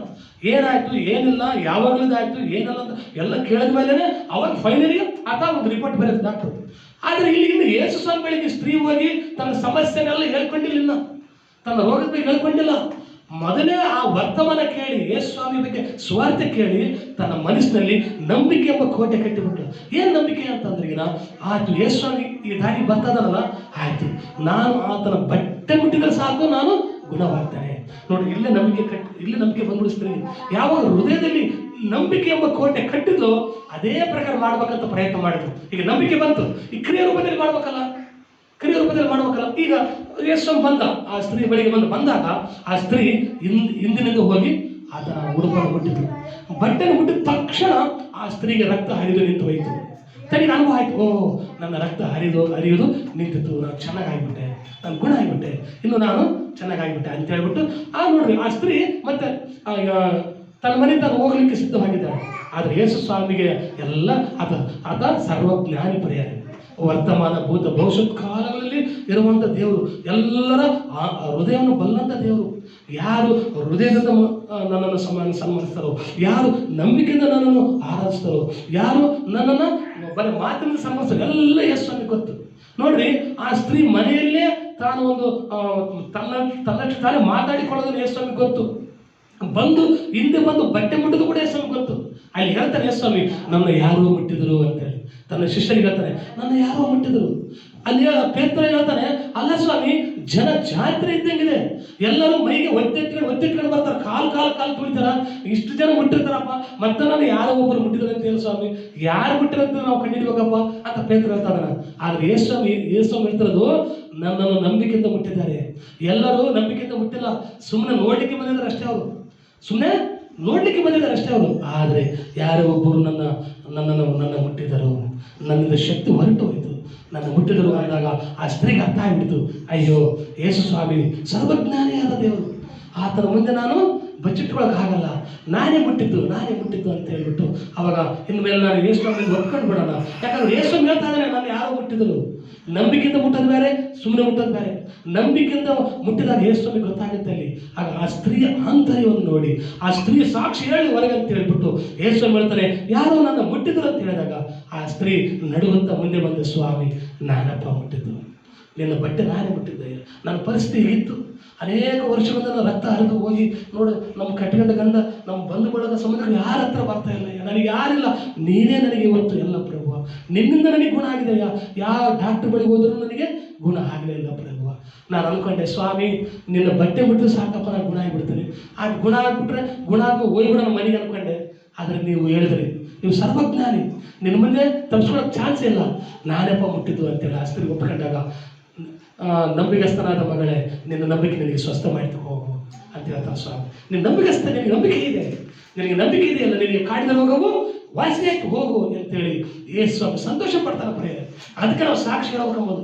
ನೋಡ, ಆ ಮಗಳು ಬಂದು ಸಾಕ್ಷಿ ಹೇಳ್ತಾನೆ, ನನಗೆ ಈ ಥರ ಇದ್ದು ಸಮಸ್ಯೆ ಸ್ವಾಮಿ, ನಿನ್ನ ಮುಟ್ಟಿದ್ರೆ ಸಾಕು, ನಾನು ನೆಟ್ಟಗೆ ಹಾಕ್ತಾ ಅಂದ್ಕೊಂಡೆ, ಅದೇ ಬರಕ್ಕೆ ನಿನ್ನ ಬಟ್ಟೆ ಮುಟ್ಟಿದೆ, ನಾನು ಗುಣ ಬಂದಿದೆ. ನೋಡ್ರಿ, ಬಟ್ಟೆಯಲ್ಲಿ ಶಕ್ತಿ ಇದೆ. ನೋಡ್ರಿ, ಬಟ್ಟೆಯಲ್ಲಿ ಶಕ್ತಿ ಇದೆ. ನೋಡಿ, ಇವರಲ್ಲಿ ಶಕ್ತಿ ಇದೆ, ಇವರಲ್ಲಿ ಶಕ್ತಿ ಇಲ್ಲ. ಇವ್ರೊಳಗಿರ್ತಕ್ಕಂಥ ಯೇಸು ಸ್ವಾಮಿಗೆ ಶಕ್ತಿ ಇದೆ. ಇವರು ದೇವಾಲಯ, ಇವರು ಆಲಯ, ಇವ್ರ ಒಳಗಡೆ ಯಾರಿದಾರಲ್ಲ, ಇವ್ರ ಒಳಗಡೆ ಯೇಸು ಸ್ವಾಮಿ ಇದಾರೆ, ಅವ್ರಿಗೆ ಶಕ್ತಿ ಇದೆ ಪ್ರಿಯರೇ, ಅವ್ರಿಗೆ ಕೆಲಸ ಮಾಡ್ತಾರೆ. ಇಲ್ಲಿ ಪೇತ್ರ ಹೇಳ್ತಾರೆ, ನಾವು ನಮ್ಮ ಸ್ವಂತ ಶಕ್ತಿಯಿಂದ ಕೆಲಸ ಮಾಡಿಲ್ಲ, ನಮ್ಮೊಳಗೆ ವಾಸ ಮಾಡುವ ಪರಿಶುದ್ಧಾತ್ಮನ ಶಕ್ತಿ ಕಾರ್ಯ ಮಾಡಿದೆ. ನಮ್ಮೊಳಗೆ ವಾಸ ಮಾಡುವಂತ ನಜರೇತನ ಯೇಸು ನಾಮ ಕಾರ್ಯ ಮಾಡಿದೆ. ಅಲ್ಲಿ ನೋಡ್ರಿ, ಯೇಸು ಸ್ವಾಮಿಯ ನಾಮದಲ್ಲಿ ಒಟ್ಟುಕೊಟ್ಟಿನ ಸ್ವಸ್ಥತೆ ಆಯ್ತು. ಇಲ್ಲಿ ಯೇಸು ಸ್ವಾಮಿಯ ಬಟ್ಟೆಯಲ್ಲಿ ಶಕ್ತಿಯಿಂದ ಆ ಸ್ತ್ರೀ ಸ್ವಸ್ಥತೆ ಆಯ್ತು. ಹಲ್ಲೆಲೂಯಾ. ಅಲ್ಲಿ ಪೇತ್ರ ಹೇಳಿದ್ರು, ಯೇಸು ನಾಮದಲ್ಲಿ ಎದ್ದು ನಡೆದಾಡಂದ್ರು, ಯೇಸು ನಾಮದಲ್ಲಿ ಎದ್ದು ನಡೆದಾಡೋದು. ಇಲ್ಲಿ ಸ್ತ್ರೀ ಹೇಳಿದ್ರು, ನಾನು ಆತನ ಬಟ್ಟೆ ಮುಟ್ಟಿದ್ರೆ ಸಾಕು, ನಾನು ಸ್ವಸ್ಥತೆ ಆಗ್ತೇನೆ ಅಂತ ಹೇಳಿ. ಬಟ್ಟೆ ಮುಟ್ಟಿದ್ರೆ ಸ್ವಸ್ಥತೆ ಆಗ್ತದೆ. ನೋಡ್ರಿ, ಯೇಸು ಸ್ವಾಮಿ ನಾಮದಲ್ಲಿ ಸ್ವಸ್ಥತೆ, ಯೇಸು ಸ್ವಾಮಿ ಬಟ್ಟೆಯಲ್ಲಿ ಸ್ವಸ್ಥತೆ. ಅದ್ಭುತಗಳು. ಹಲ್ಲೆಲೂಯಾ. ನಾವು ಇನ್ನೊಂದು ಅದ್ಭುತ ನೋಡ್ಕೊಳ್ಳೋಣ, ಇನ್ನೊಂದು ಶಕ್ತಿ ನೋಡ್ಕೊಳ್ಳೋಣ. ಏನಪ್ಪ ಶಕ್ತಿ ಅದು ಅಂತಂದ್ರೆ, ಅಪೊಸ್ತಲ ಕೃತ್ಯಗಳು 5ನೇ ಅಧ್ಯಾಯ 15ನೇ ವಚನ. ಅಪೊಸ್ತಲ ಕೃತ್ಯಗಳು 5ನೇ ಅಧ್ಯಾಯ 15ನೇ ವಚನ. ವಾಕ್ಯ ಬಹಳ ಚೆನ್ನಾಗಿ ಕೇಳಿದ್ರೆ, ಯಾಕಂದ್ರೆ ಇದು ಪರಿಶುದ್ಧಾತ್ಮನ ಶಕ್ತಿ ಏನು ನಮ್ಮಲ್ಲಿ ಕಾರ್ಯ ಮಾಡ್ತಾನೆ ಅನ್ನೋದನ್ನ ಆ ದೇವರು ತಿಳಿಸ್ತಾ ಇದ್ದಾನೆ ಪ್ರಿಯರೇ. ಹಲ್ಲೆಲೂಯಾ. ಅಪೊಸ್ತಲ ಕೃತ್ಯಗಳು 5ನೇ ಅಧ್ಯಾಯ 15ನೇ ವಚನ. ಆಮೇಲೆ ಸಭೆಯಿಂದ ಸ್ವಲ್ಪ ಹೊರಗೆ ಹೋಗಿದೆಂದು ಅವರಿಗೆ ಅಪ್ಪಣೆ ಕೊಟ್ಟು, ಈ ಮನುಷ್ಯರಿಗೆ ಈಗಿರುವುದರಿಂದ ಜನರು ರೋಗಿಗಳನ್ನು ದೋಲಿಗಳ ಮೇಲೆಯೂ ಹಾಸಿಗಳ ಮೇಲೆಯೂ ಇಟ್ಟು ಪೇತ್ರನು ಬರುವ ಹಾಗೆ ಅವನ ನೆರಳು ಇವರಲ್ಲಿ ಯಾವನ ಮೇಲಾದರೂ ಬಿಡಲಿ ಎಂದು ಅವರನ್ನು ಬೀದಿಗೆ ತೆಗೆದುಕೊಂಡು ಬರುತ್ತಿದ್ದರು. ಯೆರೂಸಲೇಮಿನ ಸುತ್ತಲೂ ಊರುಗಳ ಜನರು ಸಹ ರೋಗಿಗಳನ್ನು ದೆವ್ವಗಳ ಕಾಟವಿದ್ದವರನ್ನು ಹೊತ್ತುಕೊಂಡು ಗುಂಪು ಗುಂಪಾಗಿ ಬರುತ್ತಿದ್ದರು. ಅವರೆಲ್ಲರಿಗೂ ವಾಸಿಯಾಗುವುದು. Amen. Praise the lord. Hallelujah. ನಾವೆಲ್ಲ ಜೋರಾಗಿ ಚಪ್ಪಾಳೆ ತಟ್ಟೋಣ. ಇದು ಇನ್ನೂ ಬೇಕಾದ ಇದು ಇನ್ನೂ ಎಚ್ಚರವಾದ ಅದ್ಭುತ ಕಾರ್ಯ. ನೋಡ್ರಿ, ಅಲ್ಲಿ ಪೇತ್ರ ಹೇಳೋರು ಕುಂಟನಿಗೆ ಕೈ ಕೊಟ್ಟು ಎಬ್ಬಿಸಿದ್ರು, ಗುಣ ಆಯಿತು. ಅಲ್ಲಿ ಯೇಸು ಸ್ವಾಮಿ ಬಟ್ಟೆ ಬಿಟ್ಟು ರಕ್ತ ಕುಸುಮರು ಗುಣ ಆದ್ರು. ಇಲ್ಲಿ ನೋಡ್ರಿ, ಅದೇ ಪೇತ್ರ ಇದ್ದಾರೆ. ಪೇತ್ರ ಒಂದು ಆ ಏರಿಯಾದಲ್ಲಿ ಹೋಗ್ತಿದ್ದಾನೆ.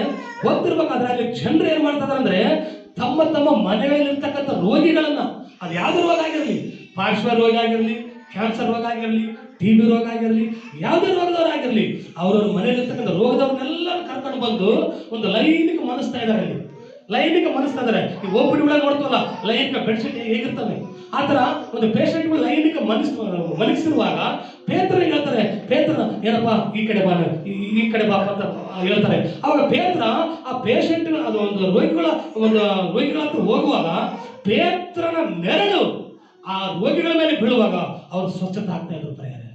ಎಂತ ಶಕ್ತಿ ನೋಡ್ರಿ! ಪೇತ್ರನ ನೆರಳು ಆ ರೋಗಿಗಳ ಮೇಲೆ ಬಂದ್ರೆ ಅವ್ರಿಗೆ ಬಿಡುಗಡೆ ಆಗ್ತಾ ಇದೆ, ಅವರಿಗೆ ಒಂದು ಶಕ್ತಿ ಬರ್ತಾ ಇದೆ, ಅವ್ರಿಗೆ ಅದ್ಭುತ ಜರುಗ್ತಾ ಇದೆ. ಅಲ್ರಿ, ಈಗ ಮುಟ್ಟಿದ್ರೆ ಅದೊಂದು ಲೆಕ್ಕ. ಇಲ್ಲಿ ಇದು ಮುಟ್ತಾ ಇಲ್ಲ, ಬರೀ ನೆರಳು. ಈಗ ನೋಡ್ರಿ, ನಮ್ಮ ನೆರಳು ಅವ್ರಿಗೆ ಮುಟ್ಟಿದ್ರೆ ಅವ್ರಿಗೆ ಏನಾಗುತ್ತಾ? ನಮ್ಮ ನೆರಳು ನಮ್ಮ ನೆರಳು ಅವ್ರ ಮೇಲೆ ಬಿದ್ದರೆ ಅವ್ರಿಗೆ ಏನನ್ನ ಸ್ಪರ್ಶ ಆಗುತ್ತಾ? ಇಲ್ಲ. ಆದ್ರೆ ಇಲ್ಲಿ ನೋಡ್ರಿ, ಪೇತ್ರನ ನೆರಳು ರೋಗಿಗಳ ಮೇಲೆ ಬಿದ್ದರೆ ಅವ್ರು ಬಿಡುಗಡೆ ಆಗ್ತಾ ಇದ್ರಂತೆ, ಅವ್ರು ಸ್ವಚ್ಛತೆ ಹೋಗ್ತಾ ಇದ್ರಂತೆ, ಅವ್ರಿಗೆ ಅದ್ಭುತಗಳಾಗ್ತಾ ಇದ್ರಂತೆ. ನೋಡ್ರಿ ಎಂತ ಶಕ್ತಿ ಇದು! ಯಾವ ಶಕ್ತಿ ಗೊತ್ತಾ? ಪೇತ್ರನ ಶಕ್ತಿ ಅಲ್ಲ, ಪೇತ್ರನ ಒಳಗಿರತಕ್ಕಂಥ ಯೇಸು ಸ್ವಾಮಿಯ ಶಕ್ತಿಯ ನೆರಳು ಅವರ ಮೇಲೆ ಬಿದ್ದಿದ್ದರಿಂದ ಅವ್ರ ಗುಣವಾದ ಪ್ರಿಯರೇ.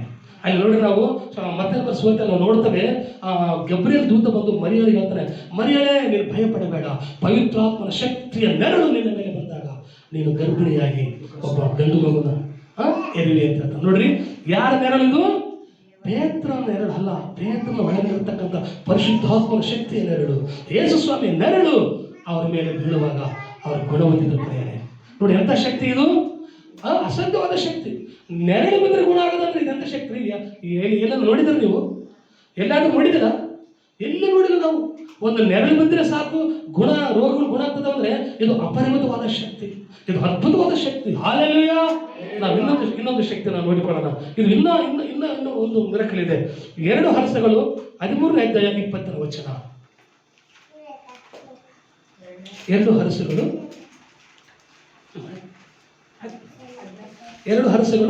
13ನೇ ಅಧ್ಯಾಯ 20ನೇ ವಚನ. ಲಾಸ್ಟ್ ಒಂದು ವಾಕ್ಯ ಹೇಳಿ ಮುಗಿಸ್ತೀವಿ.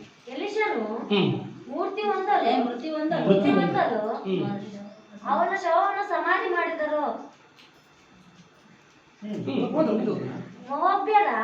ಮೊವಾಬ್ಯರು ಪ್ರತಿ ವರ್ಷದ ಪ್ರಾರಂಭದಲ್ಲಿ ಸುಲಿಗೆ ಮಾಡುವುದಕ್ಕೋಸ್ಕರ ಗುಂಪಾಗಿ ಬರುತ್ತಿದ್ದರು. ಒಂದು ದಿವಸ ಜನರು ಒಬ್ಬ ಸತ್ತವನನ್ನು ಸಮಾಧಿ ಮಾಡುವುದಕ್ಕೆ ಹೋದಾಗ ಮೊವಾಬ್ಯರ ಗುಂಪು ಬರುತ್ತಿರುವುದನ್ನು ಕಂಡು ಶವವನ್ನು ಎಲಿಷನ ಸಮಾಧಿಯಲ್ಲಿ ಬೀಸಾಡಿ ಓಡಿ ಹೋದರು. ಸತ್ತ ಮನುಷ್ಯನು ಎಲಿಷನ ಎಲುಬುಗಳಿಗೆ ತಗಿದ ಸಾಕು ಪ್ರಿಯರೇ. ಇಲ್ಲಿ ನೋಡ್ರಿ, ನಿಮ್ಗೆ ಆಲ್ರೆಡಿ ಆನ್ಸರ್ ಬಂದ್ಬಿಟ್ಟಿರುತ್ತೆ. ಹಾಲೆಲೂಯಾ. ಇಲ್ಲಿ ನೋಡ್ರಿ, ಎಲಿಷನು ದೇವರ ಒಬ್ಬ ಪ್ರವಾದಿ ಎಲಿಷನು. ನೋಡಿ, ಎಲಿಷನು ಆ ಒಂದು ಮರಣವಾದ ರೋಗದಲ್ಲಿ ಬಿದ್ದು ಆತನು, ಯಾಕಂದ್ರೆ ಇಸ್ರಾಯೇಲರಿಗೆ ರಥರಥಾಶ್ವಗಳ ಬಲವಾಗಿರುವಂತನು ಆತನು ಮರಣ ಹೊಂದಿದ ಮೇಲೆ ಎಲಿಷನನ್ನು ಸಮಾಧಿ ಮಾಡಿರ್ಬೇಕಾದ್ರೆ ಹೀಗೆ ಜನರು ಒಬ್ಬ ವ್ಯಕ್ತಿ ಸತ್ತೋಗಿರ್ತಾರೆ. ಆ ಸತ್ತ ಶವನ ಹೊತ್ಕೊಂಡು ಆ ದಾರಿಯಲ್ಲಿ ಹೋಗ್ತಿರ್ಬೇಕಾದ್ರೆ ಮೊವಾಬ್ಯರು ಆ ಒಂದು ಊರಿಗೆ ಕಳ್ಳತನ ಮಾಡಲಿಕ್ಕೆ, ಸುಲಿಗೆ ಮಾಡಲಿಕ್ಕೆ ಮೊವಾಬ್ಯರು ಬರ್ತಾ ಇರ್ತಾರೆ. ಅವರು ಬರೋದನ್ನು ನೋಡಿ ಈ ಶವವನ್ನು ಹೊತ್ಕೊಂಡು ಹೋಗ್ತಿರ್ತಾರಲ್ಲ ಜನರು, ಅವರಿಗೆ ಎದುರ್ಕೊಂಡು ಆ ಶವವನ್ನು ಸಮಾಧಿ ಮಾಡದೆ, ಸ್ಮಶಾನಕ್ಕೆ ಹೋಗದೆ ಜಾಡಿಸಿ ಆ ಒಂದು ಶವವನ್ನು ಎಸೆದು ಓಡೋಗ್ತಾರೆ. ಅದು ನೋಡ್ರಿ, ಅದೃಷ್ಟವಶ ಆ ಶವ ಯಾರಿಗೆ ಟಚ್ ಆಗುತ್ತೆ ಅಂದ್ರೆ ಸತ್ತಂತ ಎಲಿಷನ ಶವಕ್ಕೆ ಟಚ್ ಆಗುತ್ತೆ. ಸತ್ತೋಗಿದ್ದರೆ ಎಲಿಷ ಆಲ್ರೆಡಿ ಸತ್ತಂತ ಎಲಿಷನ ಶವಕ್ಕೆ ಈ ಸತ್ತ ಶವ ಟಚ್ ಆಗಿ ಈ ಸತ್ತ ಶವ ಎತ್ತಿಬಿಡುತ್ತೆ. ನೋಡಿ ಎಂತ ಅದ್ಭುತ ಕಾರ್ಯ. ಎಲಿಷ ಬದುಕಿದ್ದಾಗ ಅದ್ಭುತ ಕಾರ್ಯ ಮಾಡಿದ್ದಾನೆ, ಅದು ಓಕೆ. ಎಲಿಷ ಆಲ್ರೆಡಿ ಸತ್ತೋಗಿದ್ದಾನೆ, ಆತ ಸತ್ತೋಗ್ಬಿಟ್ಟಿದ್ದಾನೆ, ಬಹಳ ದಿನ ಆಯ್ತು ಸತ್ತೋಗಿ. ನೋಡ್ರಿ, ಈ ಸತ್ತ ಶವ ಆ ಸತ್ತ ಶವಕ್ಕೆ ಟಚ್ ಆಗಿ ಇದು ಉಜ್ವಲ ಎದ್ದು ನಿಂತುಬಿಡ್ತು. ಅಂದ್ರೆ ಅರ್ಥ ಮಾಡಿಕೊಳ್ಳ್ರಿ, ಎಲಿಷ ಸತ್ರು ಕೂಡ ಎಲಿಷನ ಒಳಗಿರ್ತಕ್ಕಂಥ ಅಭಿಷೇಕ ಸತ್ತಿಲ್ಲ ರೀ. ಅಲ್ಲೆಲ್ಲಯ್ಯ, ಎಲಿಷ ಸತ್ರು ಕೂಡ ಎಲಿಷನ ಸೇವೆ ಸತ್ತಿಲ್ಲ. ಎಲಿಷ ಸತ್ರು ಕೂಡ ಎಲಿಷನ ಒಳಗಿರ್ತಕ್ಕಂಥ ಪರಿಶುದ್ಧಾತ್ಮನ ಶಕ್ತಿ ನಿಂತು ಹೋಗಿಲ್ಲ ಪ್ರಿಯರೇ. ಅಲ್ಲೆಲ್ಲಯ್ಯ, ಎಲಿಷ ಸತ್ತುವಾಗಿ ಎಲುಬುಗಳೆಲ್ಲ ಹೊರಗಡೆ ಬಂದಿದ್ರು ಕೂಡ ಈ ಸತ್ತ ಶವವನ್ನ ಆ ಎಲಿಷನ ಶವಕ್ಕೆ ಟಚ್ ಮಾಡಿದ ತಕ್ಷಣ ಈ ಜಾಡಿಸಿ ಎಸೆದಿದ್ದಾರೆ. ಯಾಕಂದ್ರೆ ಅವರು ಪಾಡಿಗಳು ಓಡಾಡ್ತಾರೆ. ಯಾಕಂದ್ರೆ ಅಲ್ಲಿ ಕಳ್ಳರು ಬಂದಿದ್ದಾರೆ. ಈಗ ಯಾರಾದ್ರೂ ಕಳ್ಳರು ಬಂದ್ರೆ ಕಳ್ಳರಿಗೆ ಎದುರಾಗಿ ಹೋಗ್ತವ? ಈಗ ನಕ್ಸಲೈಟ್ಗಳು, ಉಗ್ರಗಾಮಿಗಳು, ಕಳ್ಳರು ಏನ್ ನಿಮ್ಮ ಊರಿಗೆ ಬಂದಿದ್ದಾರಪ್ಪ, ನಿಮ್ಮ ಏರಿಯಾಕ್ಕೆ ಬಂದಿದ್ದಾರೆ ನಾವು ಅವ್ರಿಗೆ ಎದುರಾಗಿ ಹೋಗ್ತವ?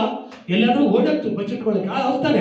ಇಲ್ಲಿ ಶವವನ್ನು ಸಮಾಧಿಗೆ ಒಂದು ಹೆಣವನ್ನ ಒಂದು ಸ್ಮಶಾನಕ್ಕೆ ಒಂದು ಶವನ ಹೂಣಿಡ್ಲಿಕ್ಕೆ ಹೋಗ್ತಿರ್ಬೇಕಾದ್ರೆ ಆ ಮಗಪ್ಪರೊಬ್ಬ ಕಳ್ಳರ ಗುಂಪು ಬರ್ತಾ ಇರ್ತಾರೆ. ಎದುರಿಗೆ ಬಂದ ತಕ್ಷಣ ಇವ್ರು ಹೆದರಿ ನಡಿಗೆ ಆ ಈ ಶವ ನಮಗೆ ಯಾಕಪ್ಪ? ನೋಡ್ರಿ, ಅಲ್ಲಿ ನೋಡಿದ್ರೆ ಅಯ್ಯೋ ಈಗ ಬೇಸಿದ್ದಲ್ಲಪ್ಪ, ಆಗಿ ಬೇಸಿದ್ದಲ್ಲ ಬಂದು ಅಪಘಾತ ಬಂದವರು ಯಾವಾಗ ಕಳ್ಳರ ಗುಂಪು ನೋಡಿದ ತಕ್ಷಣ ಶವ ಇಲ್ಲ, ಯಾವುದಿಲ್ಲ, ಜಾಡಿಸಿ ಹೊಸದರು ಓಡಿ ಹೋದ್ರು ತಮ್ಮ ಪ್ರಾಣ ತಾವು ಕಾಪಾಡಿಕೊಳ್ಳಿಕ್ಕೆ. ಅಲ್ಲೆಲ್ಲಯ್ಯ, ನೋಡ್ರಿ, ಇದು ಅದ್ಭುತ. ನೋಡ್ರಿ, ಹೇಗಿದೆ ಈ ಶವ ಆ ಶವಕ್ಕೆ ಟಚ್ ಆಗಿ ಆ ಶವ ಯಾರ್ದು ಗೊತ್ತಾ? ಮಾಮೂಲಿ ಶವ ಅಲ್ಲ ರೀ, ಮಾಮೂಲಿ ಶವ ಅಲ್ಲ, ದೇವರ ಭಕ್ತರ ಶವ. ಅದು ಯೇಸು ಹೇಳ್ತಾನೆ, ತನ್ನ ಭಕ್ತರನ್ನು ದೇವರು ಅಲ್ಪವನ್ನು ಎಣಿಸೋದಿಲ್ಲಂತೆ. ನೋಡಿ, ಎಲಿಷ ದೇವರ ಭಕ್ತನಾಗಿದ್ದ, ಆತ ಒಬ್ಬ ಪ್ರವಾದಿ ಆಗಿದ್ದ, ಆತ ಒಬ್ಬ ಪ್ರವಕ್ತ. ಆ ಎಲಿಷನ ಎಲುಬುಗಳಿಗೆ ಈ ಸತ್ತ ಶವ ಟಚ್ ಆಗಿ ಇದು ಉಜ್ವಲದಲ್ಲಿ ನಿಂತುಕೊಂಡಿದ್ದು ಬರೆಯೋದು. ನೋಡಿ ಎಂತ ಶಕ್ತಿ. ನೋಡಿ ಎಲಿಷ ಸತ್ರು ಕೂಡ ಎಲಿಷನ ಒಳಗಿರ್ತಕ್ಕಂಥ ಎಲುಬುಗಳಿಗೆ ಅಭಿಷೇಕ ಹಾಗೆ ಇದೆ. ಹಾಲೆಲೂಯಾ. ನೋಡಿ, ಸತ್ತ ಎಲುಬಿನಲ್ಲಿ ಶಕ್ತಿ ಇದೆ, ನೆರಳಿನಲ್ಲಿ ಶಕ್ತಿ ಇದೆ, ಬಟ್ಟೆಯಲ್ಲಿ ಶಕ್ತಿ ಇದೆ, ಯೇಸುವಿನ ನಾಮದಲ್ಲಿ ಶಕ್ತಿ ಇದೆ ಪ್ರಿಯರೇ. ನೋಡಿ, ಅಸಾಧಾರಣವಾದ ಶಕ್ತಿ ಇದು. ಹಾಲೆಲೂಯಾ. ನಾವೆಲ್ಲರೂ ಕಣ್ಣುಗಳು ಮುಚ್ಚಿಕೊಳ್ಳೋದು ಪ್ರಿಯರೇ. ನಾವು ಕರ್ತನ ನಾಮವನ್ನು ಕೊಂಡಾಡೋಣ. ನಾವೆಲ್ಲರೂ ಕಣ್ಣು ಮುಚ್ಚಿಕೊಂಡು ನಾವು ಪ್ರಾರ್ಥನೆ ಮಾಡೋಣ. ತಂದೆಯಾದ ದೇವರೇ, ಹೌದು ಸ್ವಾಮಿ, ಪರಿಶುದ್ಧಾತ್ಮ ದೇವರೇ, ನಿನ್ನ ಶಕ್ತಿಗೆ ಮಿತಿ ಇಲ್ಲಪ್ಪ. ನೀನು ಸರ್ವಶಕ್ತನಾದ ದೇವರು. ನಿನ್ನ ಬಾಯಿ ಮಾತಿನಿಂದ ಇಡೀ ಲೋಕವನ್ನು ಸೃಷ್ಟಿ ಮಾಡಿದ ದೇವರು ಕರ್ತನೆ. ನಿನಗೆ ಆಶೀರ್ವಾದ ಯಾವುದಿಲ್ಲ ಕರ್ತನೆ. ಇಲ್ಲಿಯ ತನಕ ನೀನು ಮಾತನಾಡಿದಕ್ಕಾಗಿ ಸ್ತೋತ್ರ. ಯೇಸುವೇ, ನಿನ್ನ ನಾಮದಲ್ಲಿ ಶಕ್ತಿ ಇದೆ, ನಿನ್ನ ಬಟ್ಟೆಯಲ್ಲಿ ಶಕ್ತಿ ಇದೆ. ಹೌದು ಸ್ವಾಮಿ, ನಿನ್ನ ನೆರಳಲ್ಲಿ ಶಕ್ತಿ ಇದೆ. ಹೌದು ಸ್ವಾಮಿ, ನಿನ್ನ ಭಕ್ತರ ಎಲುಬು ಕರ್ತನೆ ಸ್ವಾಮಿ. ಸತ್ತನ ಶವ ಆ ಭಕ್ತರ ಎಲುಬಿಗೆ ಟಚ್ ಆದಾಗ ಅವರು ಜೀವನ ನಿಂತರು ಸ್ವಾಮಿ. ಹೌದಪ್ಪ, ಇದರಿಂದಾಗಿ ಎಲ್ಲ ನಿನಗೆ ಮಾತ್ರ ಮಹಿಮೆ ಬರಬೇಕು ಸ್ವಾಮಿ. ನೀನು ಮಾತ್ರ ಮಹಿಮೆ ಹೊಂದಂತ ದೇವರು, ನೀನು ಮಾತ್ರ ಘನತೆ ಹೊಂದಂತ ದೇವರು ಸ್ವಾಮಿ. ಸಮಸ್ತ ಘನತೆ ಮಾನ ಮಹಿಮೆ ನಿನ್ನೊಬ್ಬಾತನಿಗೆ ಸಲ್ಲಿಸುತ್ತಾ ನಮ್ಮೆಲ್ಲರನ್ನು ನಿನ್ನ ಕರೆಗಳಿಗೆ ಒಪ್ಪಿಸಿಕೊಡುತ್ತಾ ಯೇಸುವಿನ ನಾಮದಲ್ಲಿ ಪ್ರಾರ್ಥಿಸಿ ಬೇಡಿ ಹೊಂದಿದ್ದೇನೆ ನಮ್ಮ ತಂದೆಯೇ, ಆಮೆನ್. ಎಲ್ಲರೂ ಕಣ್ಣು ಮುಚ್ಚಿ ನಾವು ಪ್ರಾರ್ಥಿಸೋಣ. ಕೊನೆಯದಾಗಿ ಆಶೀರ್ವದಿಸೋಣ. ನಮ್ಮ ಕರ್ತನಾದ ಯೇಸು ಕ್ರಿಸ್ತನ ಕೃಪೆ, ಪರಿಶುದ್ಧಾತ್ಮ ದೇವರ ಪ್ರೀತಿ, ನಮ್ಮ ಕರ್ತನಾದ ಯೇಸು ಕ್ರಿಸ್ತನ ಕೃಪೆಯು, ತಂದೆಯಾದ ದೇವರ ಪ್ರೀತಿಯು, ಪರಿಶುದ್ಧಾತ್ಮ ದೇವರ ಸಹವಾಸ ಈಗ ತಾನೇ ಕರ್ತನ ಆರಾಧಿಸಿ ಸ್ತುತಿಸಿ ಘನಪಡಿಸಿ